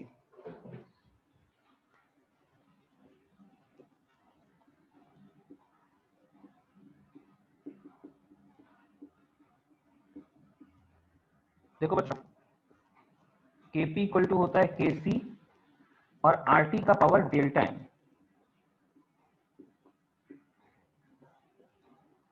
KP equal to KC, RT equal to delta M होता है। आर इसमें किसमें रखना है, जनरली आर को आप रखते हैं, वैसे डायमेंशन इक्वालिटी को ध्यान में रख के रखिए इसको, केपी और केसी को देखिए, डायमेंशन को ध्यान रख के आर रखिए। वैसे आर रखा जाता है जनरली 0.0821 लीटर एटीएम पर मोल पर केल्विन, टेम्परेचर केल्विन में होना चाहिए। और डेल्टा एन बच्चों, डेल्टा एन आप सब अच्छे से समझते होंगे, प्रोडक्ट के गैसियस मोल माइनस रिएक्टेंट की gaseous mole, gaseous moles of product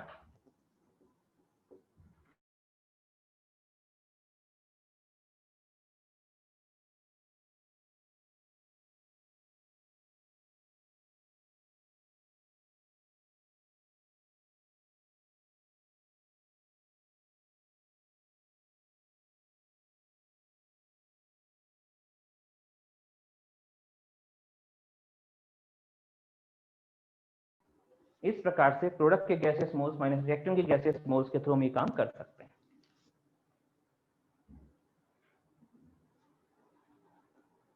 थोड़ा डिस्टर्बेंस आया होगा, यहाँ पे लिखा दिया content internet connection is unstable. Okay,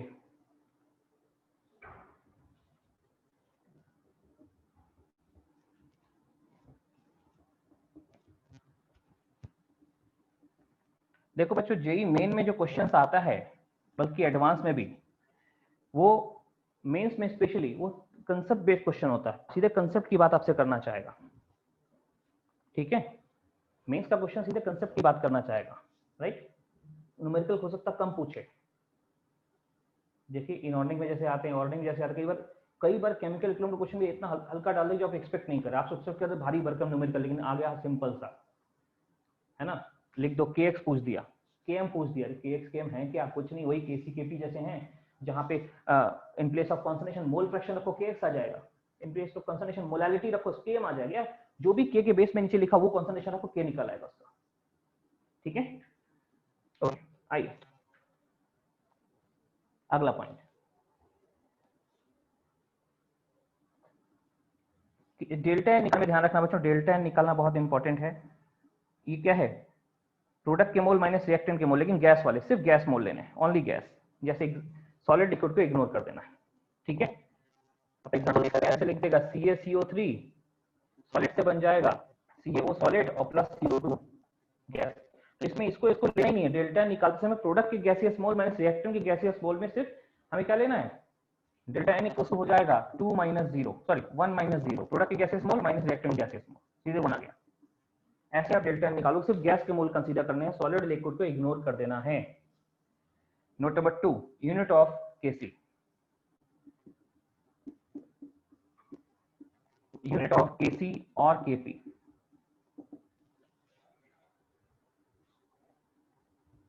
unit of Kc और Kp। ठीक है,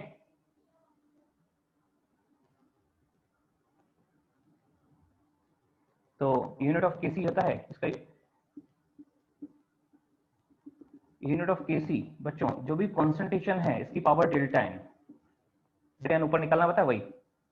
यूनिट ऑफ Kp, Kp में प्रेशर रखते हैं, तो प्रेशर, यूनिट ऑफ प्रेशर जो भी है का power delta N, unit of concentration का power delta N, unit of pressure का पावर डेल्टा एन, Kc और Kp। ठीक है,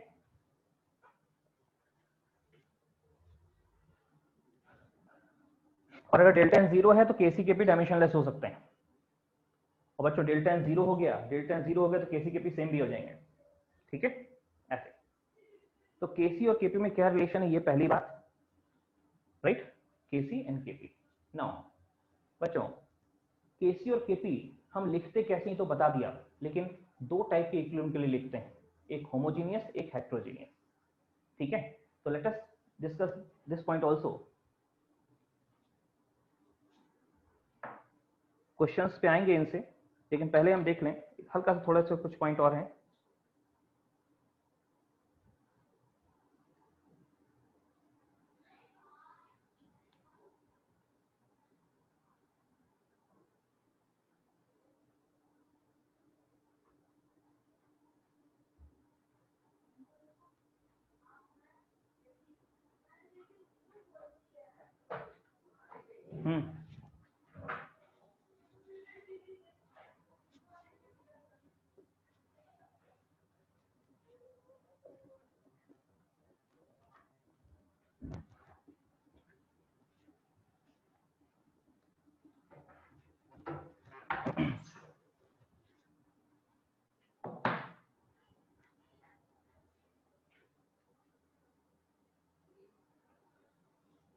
हाँ, तो Kp और Kc में क्या रिलेशन होता है ये बात किया हमने। ठीक है ना, अभी Kp Kc की प्रॉपर्टीज पे डिस्कशन करेंगे, लेकिन उससे पहले एक बार देखते हैं टाइप्स ऑफ इक्विलिब्रियम।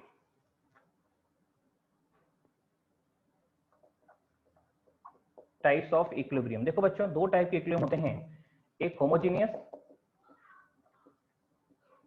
जो हमने अब तक पढ़े, जिसमें सारे रिएक्टेंट और प्रोडक्ट एक ही जैसे होते हैं, जैसे H2 गैस, I2 गैस से 2HI गैस, सब गैस गैस गैस एक जैसे। इनका केसी केपी लिखना हमको आता है। केसी लिखना आता है कॉन्सन्ट्रेशन ऑफ HI का पावर 2, कॉन्सन्ट्रेशन ऑफ H2 का पावर 1, I2 का पावर 1। केपी क्या हो जाएगा, पार्शियल प्रेशर ऑफ HI का power 2, partial pressure of H2 का power 1, partial pressure of I2 का पावर 1। ये देखिए ऐसे लिखिए आप केसी केपी। जो हेट्रोजीनियस होते हैं उसमें क्या होता है, हेट्रोजीनियस इक्विलिब्रियम। और जो हेट्रोजीनियस में केसी और केपी में हम उन्हीं कंपोनेंट को लिखते हैं जिनका वॉल्यूम हाईएस्ट होता है। हाईएस्ट वॉल्यूम वाले जितने कंपोनेंट होते हैं उनको केसी केपी में लिखते हैं, सबको नहीं लिखते। ठीक है, कैसे देखिए जरा, जैसे NH4HS सॉलिड, इससे बन गया बच्चों क्या, NH3 गैस और H2S गैस। तो उसमें ये हाईएस्ट गैस वाले को लिखेंगे, हाईएस्ट वॉल्यूम, ये सॉलिड वाले को हम हटा देंगे, इसको लिखेंगे नहीं, इसकी जगह 1 लिख देंगे। क्यों 1 लिख देंगे, फिर आप बताइएगा क्यों 1 लिखते हैं, ये सुना।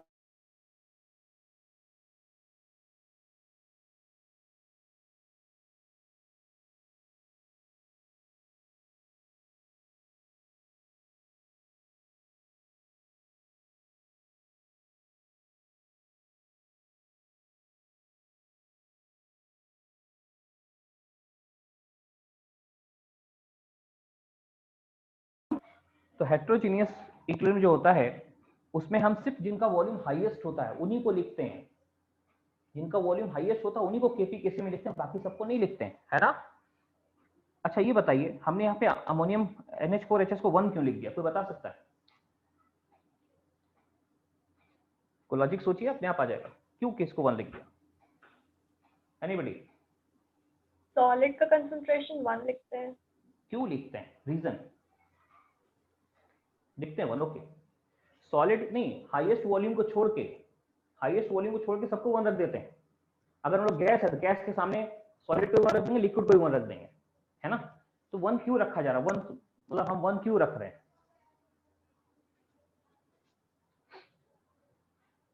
देखो क्या है, मैं एक्सप्लेन करता हूं इसको, समझिए।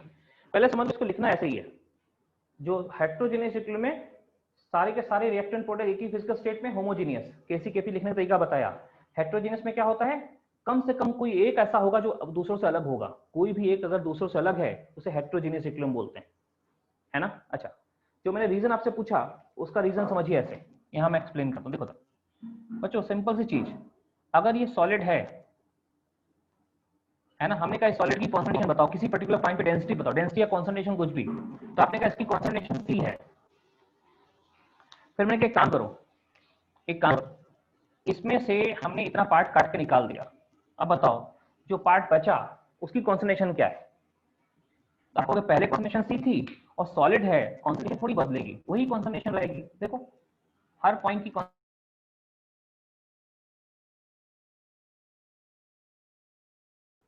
यानी सॉलिड अगर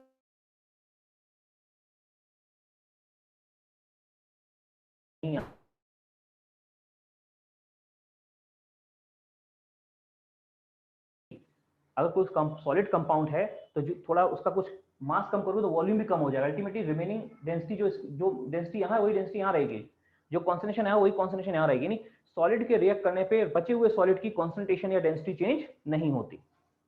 जब चेंज नहीं होती तो देखो जरा, अगर इसके लिए हम लिखते, इसी के लिए लिखते, एग्जाम्पल लेते हैं, इसको लेते हैं CaCO3 या NH4HS लेते हैं, NH4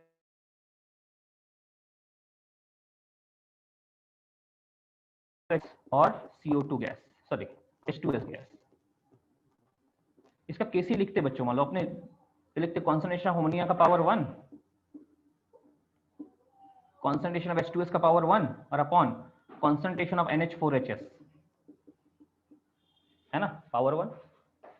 लेकिन बच्चों ये सॉलिड है और हम जानते हैं जो गैस है इसकी कॉन्सेंट्रेशन बदल रही होगी, इसकी कॉन्सेंट्रेशन बदल रही होगी, लेकिन सॉलिड की कॉन्सेंट्रेशन जो रिएक्ट करने के बाद बदलती नहीं है, तो ये कांस्टेंट ही ना होगा, ये कांस्टेंट होगी, ये भी एक कांस्टेंट होगा, ये भी एक कांस्टेंट है। तो बच्चों दो कांस्टेंट क्यों रखोगे, इन दोनों को मिला के एक कांस्टेंट रख दो, तो इसको इधर ले गए और इन दोनों को मिला के नया कांस्टेंट रख दिया, इसको Kc डैश लिखो मान लीजिए, तो Kc डैश और into NH4HS equals to ammonia और H2S। इसको मिला कि नया कांस्टेंट केसी रख दो, तो केसी इक्वल टू आ गया अभी अमोनिया इंटू H2। देखो बच्चों, वह हमने नहीं रखा है, हमने क्या किया, क्योंकि सॉलिड और लिक्विड की कॉन्सेंट्रेशन में कोई चेंज आता नहीं है, सॉलिड और लिक्विड की कॉन्सेंट्रेशन ऑलमोस्ट फिक्स रहती है, सॉलिड लिक्विड की कॉन्सेंट्रेशन ऑलमोस्ट फिक्स रहती है ना, तो इसको मिला के इधर रख दिया, ऐसा पहुंच गया, ये फॉर्मूला आ गया। और ये फॉर्मूला तब भी आ सकता है, इस फॉर्मूले को लाने के लिए बच्चों, ये चीज लाने के लिए ये तब भी इसको 1 रख दी, ये हमारा assumption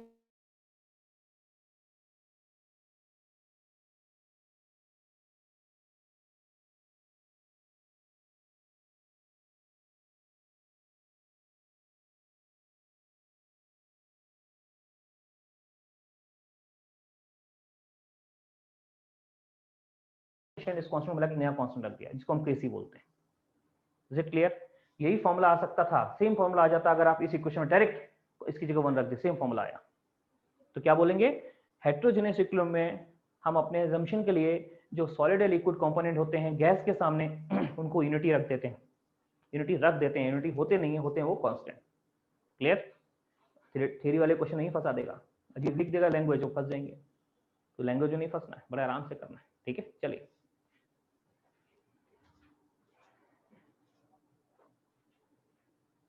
तो हेटेरोजेनेस इक्विलिब्रियम। अब बच्चों एक क्वेश्चन लिख रहे हैं, आइए क्वेश्चन लिखते हैं यार, एक minute.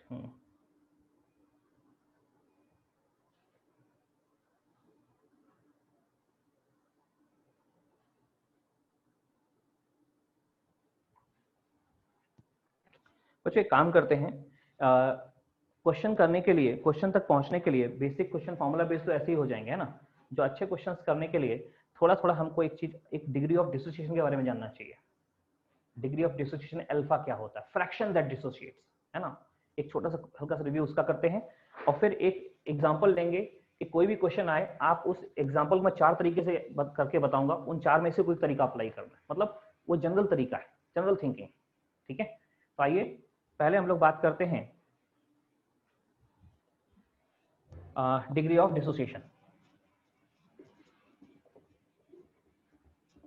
Degree of dissociation,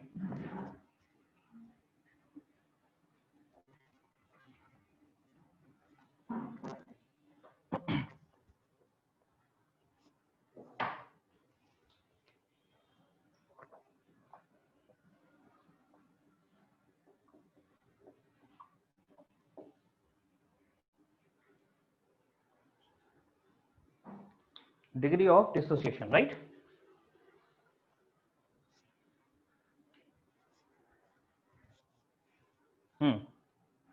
alpha से रिप्रेजेंट करते हैं, और बच्चों इसमें होता क्या है, इसमें बोलते हैं fraction that dissociates, fraction that dissociates, यही अल्फा होता है।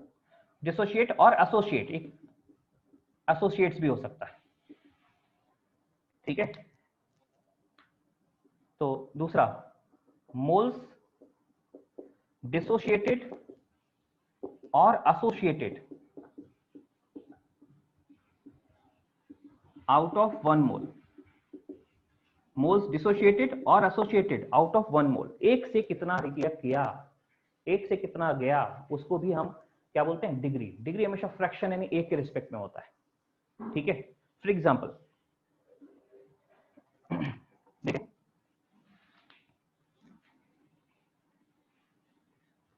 ठीक है, अमोनिया जो है, अमोनिया ये टूटेगा N2 + 3H2 में।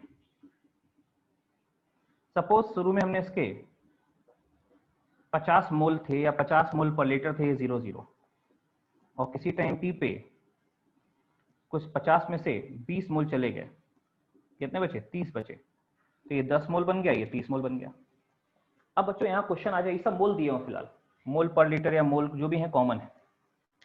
अभी आप सीधे सोचो कि अल्फा डिग्री ऑफ डिसोसिएशन निकालना, क्या बोलोगे, आपको 50 में से कितना गया, ये 20, 50 में से 20 रिएक्ट करता तो एक में से कितना रिएक्ट करेगा, तो आंसर आएगा 20/50। बच्चों यही है हमारा अल्फा, देख लो 20/50 ही अल्फा है।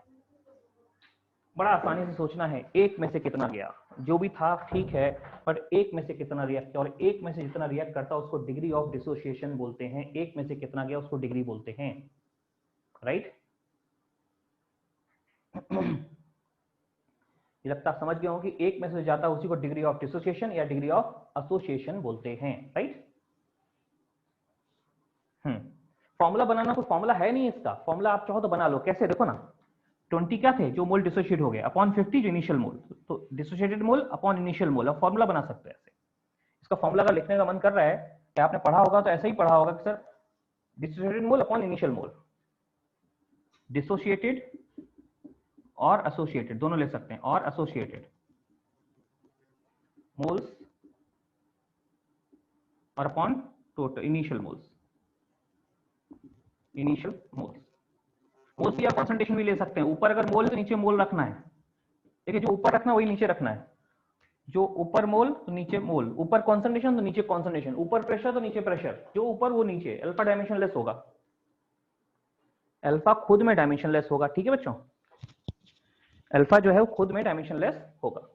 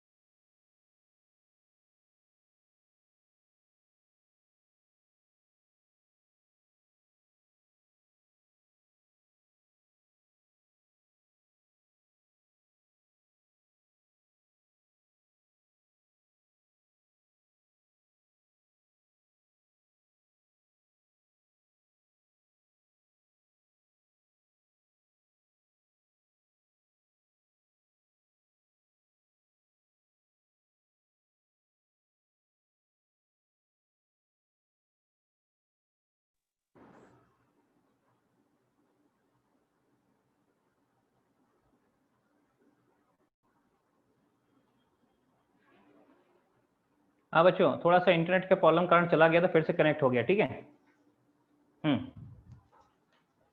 तो मैं आपको जो बोला तो वहीं आइए वापस, अभी आवाज है ना ठीक से, इंटरनेट डिस्कनेक्ट हुआ था। तो A2B3 जो है, हाँ मैंने बताया 1 में से अल्फा जा रहा, 2 में से जाएगा कितना, 2 अल्फा। जब भी लिखना हो 2 में से कितना जाना चाहिए, क्यों माने 2 अल्फा, तो ये बनेगा 2 ऑफ 2 अल्फा, ये बनेगा 3 ऑफ 2 अल्फा। उसी प्रकार बच्चों अगर 5 होता, हम 5 लेते ही, सोचते 5 में से 5 अल्फा जाएगा तो 2 of 5 alpha, and 3 of 5 alpha लिखना है यहाँ पे। उसी प्रकार अगर हम यहाँ पे कॉन्सेंट्रेशन यहाँ C ले लेते हैं तो C में से C अल्फा जाता, ये 2 ऑफ C अल्फा, ये 3 ऑफ C अल्फा बनता। ऐसे सोचना है हमको, अल्फा ऐसे यूज करना है। तो fraction that dissociates is known as degree of dissociation, ठीक है, fraction that dissociates is known as degree of dissociation. एक में से कितना गया वो सोचना है, ठीक है। ये ऐसे निकालते हैं, ये फॉर्मूला चाहो तो उसी से फॉर्मूला लिखना है ना, और यूज ऐसे करना है। अल्फा जब भी दिया आप हमेशा मानना वो अमाउंट दिया जो एक में से जा रहा है, तो 2 में से 2 अल्फा, 3 में से 3 अल्फा, 10 में से 10 अल्फा, 50 में से 50 अल्फा जाएगा। अकॉर्डिंगली आपको सोचना है इसमें से कितना जाएगा, राइट। चलिए अब इसका एप्लीकेशन देखते हैं एक बार। राइट डाउन, स्टैंडर्ड एप्लीकेशन देख रहे हैं बच्चों हम लोग, स्टैंडर्ड एप्लीकेशन।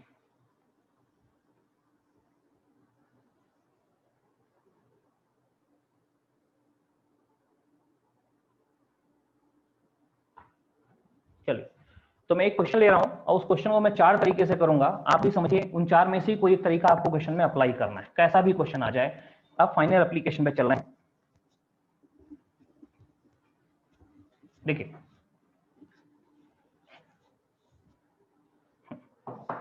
एक एग्जांपल ले रहे हैं बच्चों। अप्रोच टू द क्वेश्चन हमारी कैसी होनी चाहिए वो देखिए, ऐसे लिखिए।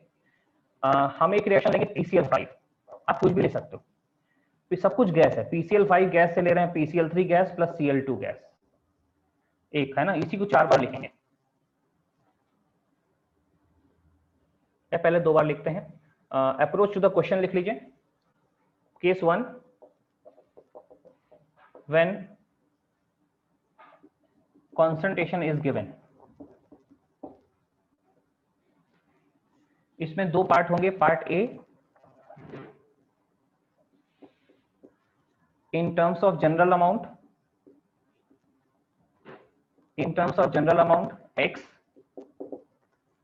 दूसरा in terms of alpha, दूसरा इसी को सॉल्व करेंगे in terms of alpha।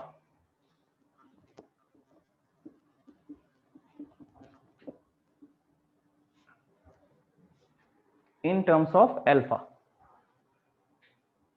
देखो क्या करना है।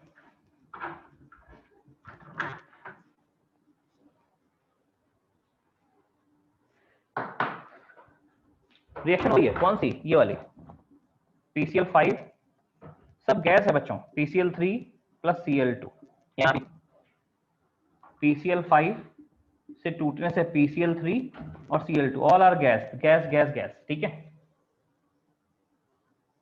अब देखो क्या कर रहे हैं। शुरू में मान लीजिए कॉन्स्टेंट, ये C दिया था, ये 0 0, सेम इज हियर, ये C दिया था, ये 0 0। अच्छा, प्रेशर P और टेम्परेचर T पे रिएक्शन हो रही है।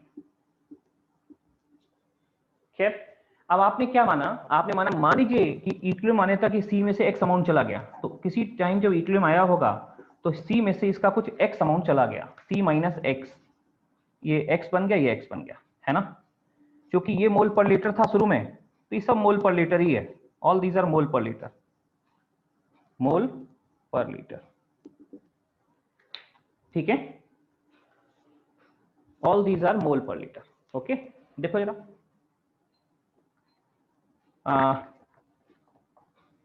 यहां पे Kc की बात करें अगर हम, तो Kc हो जाएगा concentration of PCl3 concentration of Cl2 upon concentration of PCl5, x into x upon C minus x, यानी सीधे आ गया x square upon C minus x। देखो बच्चों, ये सी आ गया।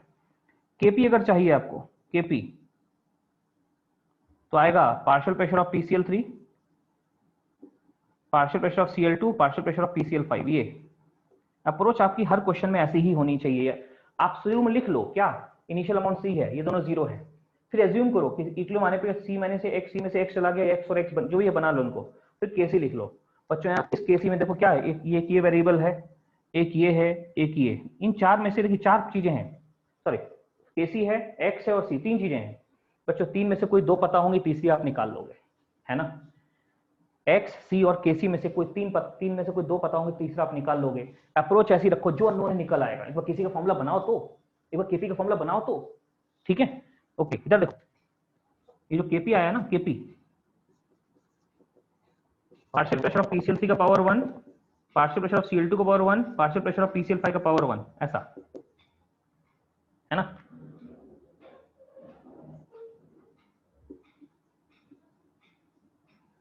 और पार्शियल प्रेशर आप जानते हैं क्या होता है, mole fraction to total pressure, mole fraction in total pressure P, mole fraction in total pressure P, mole fraction in total pressure P। Mole fraction किसका मोल फ्रैक्शन, जैसे यहाँ PCl3 का मोल फ्रैक्शन चाहिए, तो PCl3 के मोल कितने हैं, x, और सब टोटल मोल सबको जोड़ कितना आ रहा है, C plus x। Here also x upon C plus x, यहाँ पे इसके मोल C माइनस x हैं, C minus x upon C plus x। देखो बच्चों, ऐसे स्टार्ट करो, जो अननोन है निकल आएगा, राइट। ये था हमने किसके टर्म्स में, जनरल अमाउंट, हमने माना इक्विलिब्रियम आने पे जनरल अमाउंट x जा रहा है, हो गया। अच्छा, हम ये भी मान सकते थे कि जनरल अमाउंट नहीं पता होता तो we can solve in terms of some general amount, ऐसे कि सी है, सी में से कुछ कितना जा रहा है, देख लो 1 में से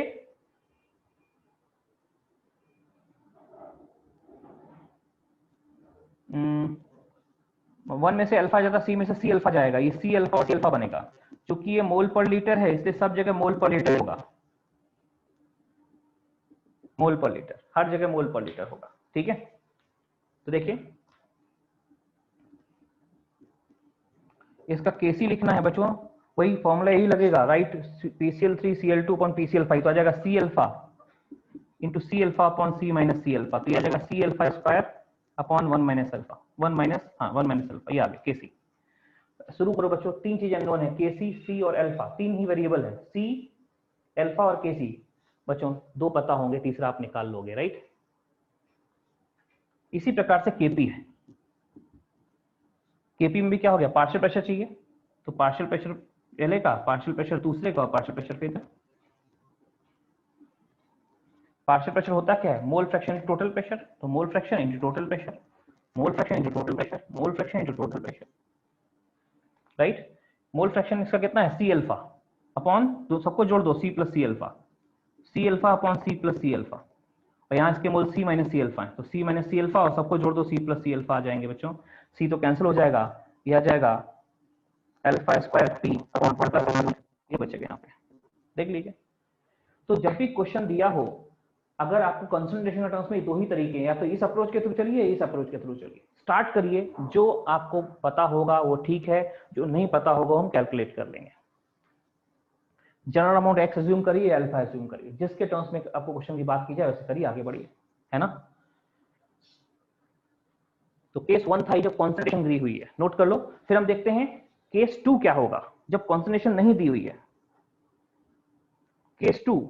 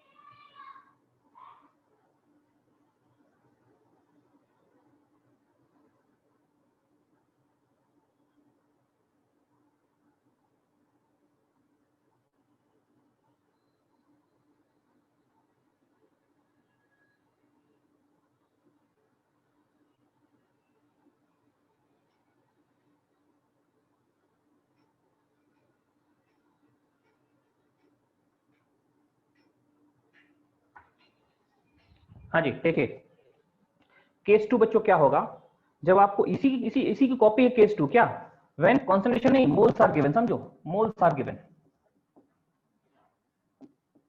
मतलब ये कि हमें यहाँ कॉन्सेंट्रेशन नहीं दी, हमें यहाँ ए मोल दे दिया, ए मोल, यहाँ भी ए मोल दे दिया, सिर्फ मोल दिए, तो भी अप्रोच यही है बच्चों, यही अप्रोच हमें रखनी है। मैं एक बार देखो उसी में चेंज कर दूं, कैसे, आप मान लोगे कि ए में से कुछ एक्स अमाउंट चला गया, देखो कैसे सोचना है यहाँ पे,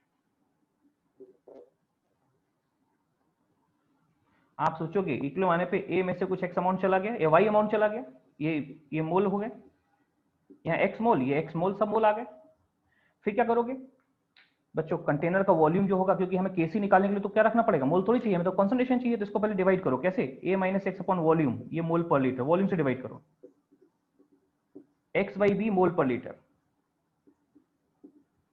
एक्स बाई बी मोल पर लीटर, यहाँ भी तो देख लो एक्स अपॉन वी, सर अब यहाँ डाटा रख दो ऐसे, यहाँ डाटा आप रखोगे, यहाँ आ जाएगा कॉन्सेंट्रेशन एक्स बाई वी, यहाँ भी एक्स अपॉन वी, यहाँ पे A minus X upon V, कुछ वी कैंसिल होगा, बचेगा X square upon V in A minus, देख लो एक चीज ऐसे बन गया ये फॉर्मूला, ठीक है, ऐसे इधर देख लो, ये अगर मोल दिए हैं सिर्फ वॉल्यूम पिक्चर में आएगा, बाकी सब वैसा ही रहेगा, बल्कि मुझे लगता है यहाँ तो वॉल्यूम भी पिक्चर में नहीं आएगा। कैसे? Partial pressure, partial pressure, partial pressure, right.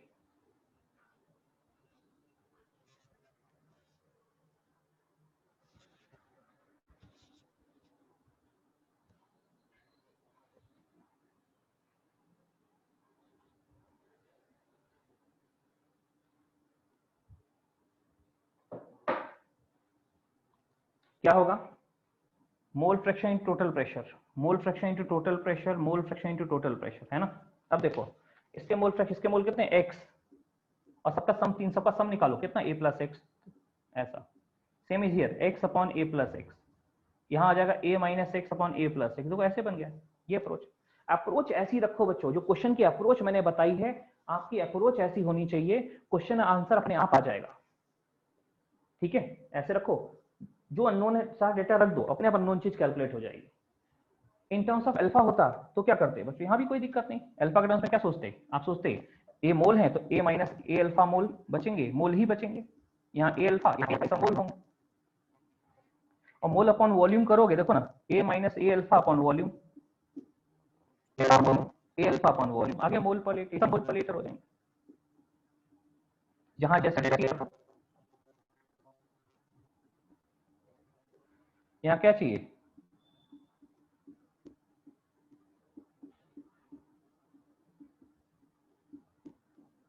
ये v से v कैंसिल हो गया, a कैंसिल होगा, a alpha square upon 1 minus alpha, देखो 1 माइनस अल्फा इंटू v, एक v बचेगा।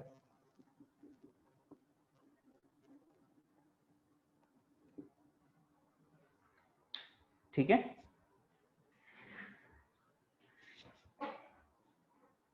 ऐसे ही केपी निकालो, केपी, कैसे लिखा मैं, केपी भी ऐसे ही टर्म्स में लिख दो, वॉल्यूम पिक्चर में केपी में भी आ जाएगा। तो आपकी इन चार में से ही कोई एक अप्रोच होनी चाहिए, हमेशा कोई चार में से एक अप्रोच होनी चाहिए। ठीक है, केसी के बाद केपी। बच्चों आप लोगों को अपने अटेंडेंस बनाने के लिए एक ओटीपी दिया जाएगा, उस ओटीपी से आप अपने एप्लीकेशन में जाके जो है, जो अपने ऐप डाउनलोड किया है, ठीक है, उसमें जाकर के अपना ओटीपी एंटर करेगा और अटेंडेंस बन जाएगा। ध्यान रखना, कुछ जियो का नेटवर्क थोड़ा स्लो हो गया, जो लोग जियो सिम यूज करें उसमें अपना ऐप थोड़ा स्लो खोलेगा, ठीक है, समय लेगा, तो जियो का नेटवर्क काफी स्लो हो रहा है। बाकी एयरटेल वाले में ठीक चलेगा, और बाकी ब्रॉडबैंड अगर आप चलाएंगे तो सही चलेगा। ठीक है, आइए, ओटीपी मैं आपको आपके ग्रुप में भेज दूंगा, ओटीपी थोड़ी देर में ओटीपी क्रिएट करूंगा और आपको ग्रुप में भेज दूंगा। ठीक है, हाँ देखो बच्चों, यहाँ आ जाओ, वही करना है, पार्शियल प्रेशर, सभी के पार्शियल प्रेशर रखने। कैसे आते हैं, mole fraction to total pressure, mole fraction to pressure, mole fraction to total pressure, और मोल फ्रैक्शन के लिए मोल ही चाहिए। देखो ना, इसके मोल कितने हो गए, ए अल्फा, ए अल्फा अपॉन सबको जोड़िए, ए प्लस ए अल्फा, ए अल्फा ए प्लस ए अल्फा, ए माइनस ए अल्फा अपॉन ए प्लस ए अल्फा। देख लो ऐसे करके ये अप्रोच है, और बस आप देख रहे होंगे, केस 1 में वॉल्यूम के बारे में नहीं सोचना था, कॉन्संट्रेशन दी थी, केस 2 में मोल दिए तो वॉल्यूम के बारे में सोच के क्वेश्चन लिखते हैं। ठीक है, केस 2 में वॉल्यूम के बारे में सोच के लिखते हैं। ठीक है,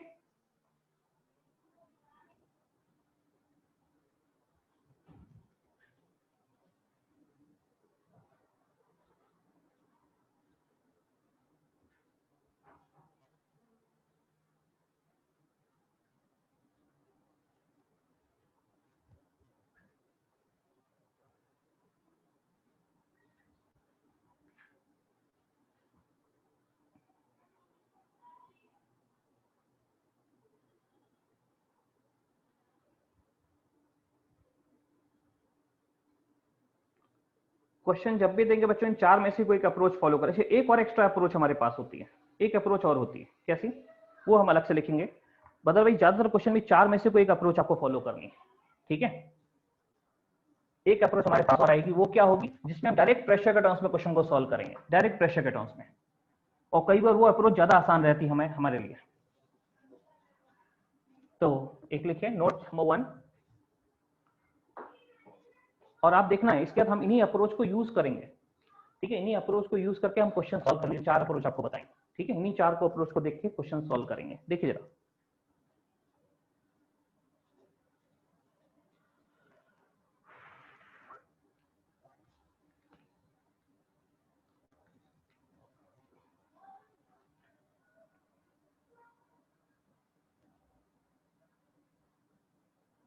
Note number 1, solving question in terms of pressure.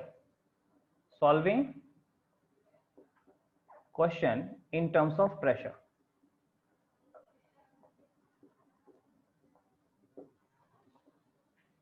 Solving question in terms of pressure. कैसे सॉल्व करना है ध्यान दीजिए। देखो बच्चों, प्रेशर के टर्म्स में क्वेश्चन सॉल्व कैसे करना है, ठीक है।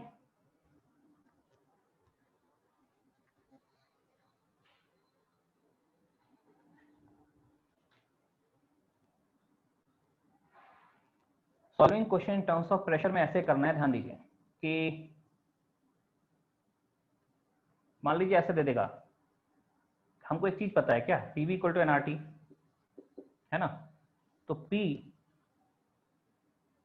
वी, अच्छा इसमें अगर ये सब कांस्टेंट हो जाए, क्या टेम्परेचर कांस्टेंट हो जाए और वॉल्यूम दोनों कांस्टेंट, टेम्परेचर ये दोनों कांस्टेंट हो जाए, आर तो कांस्टेंट है ही, तो बच्चों क्या लिखोगे, P is proportional to N, यानी अगर वॉल्यूम और टेम्परेचर कांस्टेंट हैं और हम रिएक्शन करा रहे हैं, अगर आपको लगे वॉल्यूम कांस्टेंट कर दिया है तो मोल को रिएक्ट कराओ या प्रेशर को रिएक्ट कराओ, एक ही बात है। यानी ऐसे लिखो, देखो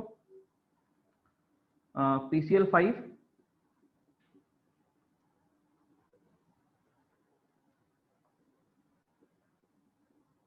PCl3Cl2 और इधर देखो PCl5 PCl3Cl2 है ना। आप ऐसे लिख दो कि हाँ इसके कुछ A मोल थे, A मोल में से X मोल चले गए, तो ये X मोल है, X मोल बचे, ठीक है। अब A मोल थे, ये 0 0 था, बाद में A में से X मोल बच रहे हैं, यहाँ X मोल और X मोल बच रहे हैं, ठीक है। आपने मोल के टर्म्स में आप ऐसा भी कर सकते थे कि शुरू में इसका प्रेशर P0 है, ये दोनों 0 0, पर आप ऐसे मान लेते कि P0 में से कुछ pressure X P pressure small p चला गया, ये P और P बन गया 1 किलो माने पे। तो इन टर्म्स जैसे हम मोल सोचते हैं वैसे ये प्रेशर दिया था एटीएम में, प्रेशर के टर्म्स में सोचा, ये एटीएम, ये सब प्रेशर एटीएम में ही आ जाएंगे, एटमॉस्फेयर में। तो आप देख सकते हो बच्चों, जैसे अब इस किस क्वेश्चन में क्या अप्रोच लगाएंगे इस पे हम लोग वर्क कर लेंगे, लेकिन पहले समझ लीजिए कि हमने ये 4 तरीके पहले बताए वो, और अगर वो नहीं अब क्वेश्चन की अप्रोच आपको लगता है प्रेशर के टर्म्स में आसानी सॉल्व हो रहा है तो सीधे प्रेशर के टर्म्स में, मोल को प्रेशर जैसे मोल के टर्म्स में लिख के केसीकेपी लिखते हैं, सीधे इनिशियल प्रेशर P0 है ना। अगर हम जानते हैं जैसे जैसे मोल घटेंगे वैसे प्रेशर घटेगा, तो जैसे बजाय यहाँ मोल के लिख करके सीधे प्रेशर लिखो, P0 में से P प्रेशर जाएगा तो P और P प्रेशर बनेगा, अकॉर्डिंगली इक्वेशन लिखो और पूरा सॉल्व हो जाएगा, ठीक है। देख लीजिए, ये हमने आज जितनी बात की है केमिकल इक्विलिब्रियम की, ठीक है ना, ये सब बेसिक बातें हैं। इनसे जुड़ो एक सीईटी हम आपके ग्रुप में भेजते हैं, चैप्टर प्रैक्टिस पेपर, आप लोग उसको सॉल्व करिए, ठीक है। और फिर अगली क्लास जब भी होगी तो कंसेप्ट हमने ऑलमोस्ट डिस्कस कर ही दिए, क्वेश्चंस कम किए हैं क्योंकि बिना क्वेश्चंस कंसेप्ट की केमिस्ट्री में क्वेश्चंस नहीं होते, डायरेक्ट हम मैथ्स जैसा सीधे क्वेश्चन पे नहीं आ सकते, ठीक है। तो इसलिए पहले समझ गए चीजों को, 4 तरीके बताए क्वेश्चन सॉल्व करने, इन चारों तरीकों को ही अप्लाई करना हमको, ठीक है। इन 4 तरीकों को ही अप्लाई करना है। एक क्वेश्चन मैं आपको सीपीपी आपको आपके ग्रुप में भेज दूंगा अभी, आपके व्हाट्सएप ग्रुप में, ठीक है, वो आप दे दीजिएगा। और व्हाट्सएप ग्रुप में आपको अटेंडेंस बनाने के लिए वो जो ओटीपी चाहिए वो ओटीपी भी आपको भेज दूंगा, ठीक है। ओटीपी से अटेंडेंस कैसे बनाते हैं, तो इससे या तो सीधे आप ऐप खोलिएगा, अपना बैच खोलिएगा, वहाँ कॉर्नर में ऑप्शन आएगा माई अटेंडेंस, वहाँ पे आप ओटीपी लिख दीजिएगा। कोई प्रॉब्लम हो तो अपने बैच कोऑर्डिनेटर जिन्होंने आपको बैच में ऐड किया है उनसे आप कॉन्टेक्ट करिएगा, आपको बता देंगे, ठीक है बच्चों। और आपके जो तीनों टीचर हैं उनके कॉन्टेक्ट नंबर या तो आपके पास होंगे, व्हाट्सएप ग्रुप में है, और वहाँ पे भी नहीं तो आपके ऐप में भी है, कहीं से भी आप कॉन्टेक्ट नंबर लेके बात कर सकते हैं। कल आपकी क्लास होगी फिजिक्स की, ठीक है, सेम टाइम जैसे आज हुई वैसे ही होगी, ठीक है। और हम लोग इस हफ्ते थोड़ा स्लो चल रहे हैं, अगले हफ्ते से हम लोग जेईई मेन एडवांस एग्जाम होने का तो अपना फास्ट पेस पकड़ लेंगे, ठीक है। ओके बच्चों, आप इसे जो लोग भी दे रहे हैं जेईई एडवांस का उनके लिए बेस्ट ऑफ लक, लेकिन अच्छा करिए जो भी, ठीक है। Thank you. Thank you sir. Okay बच्चों।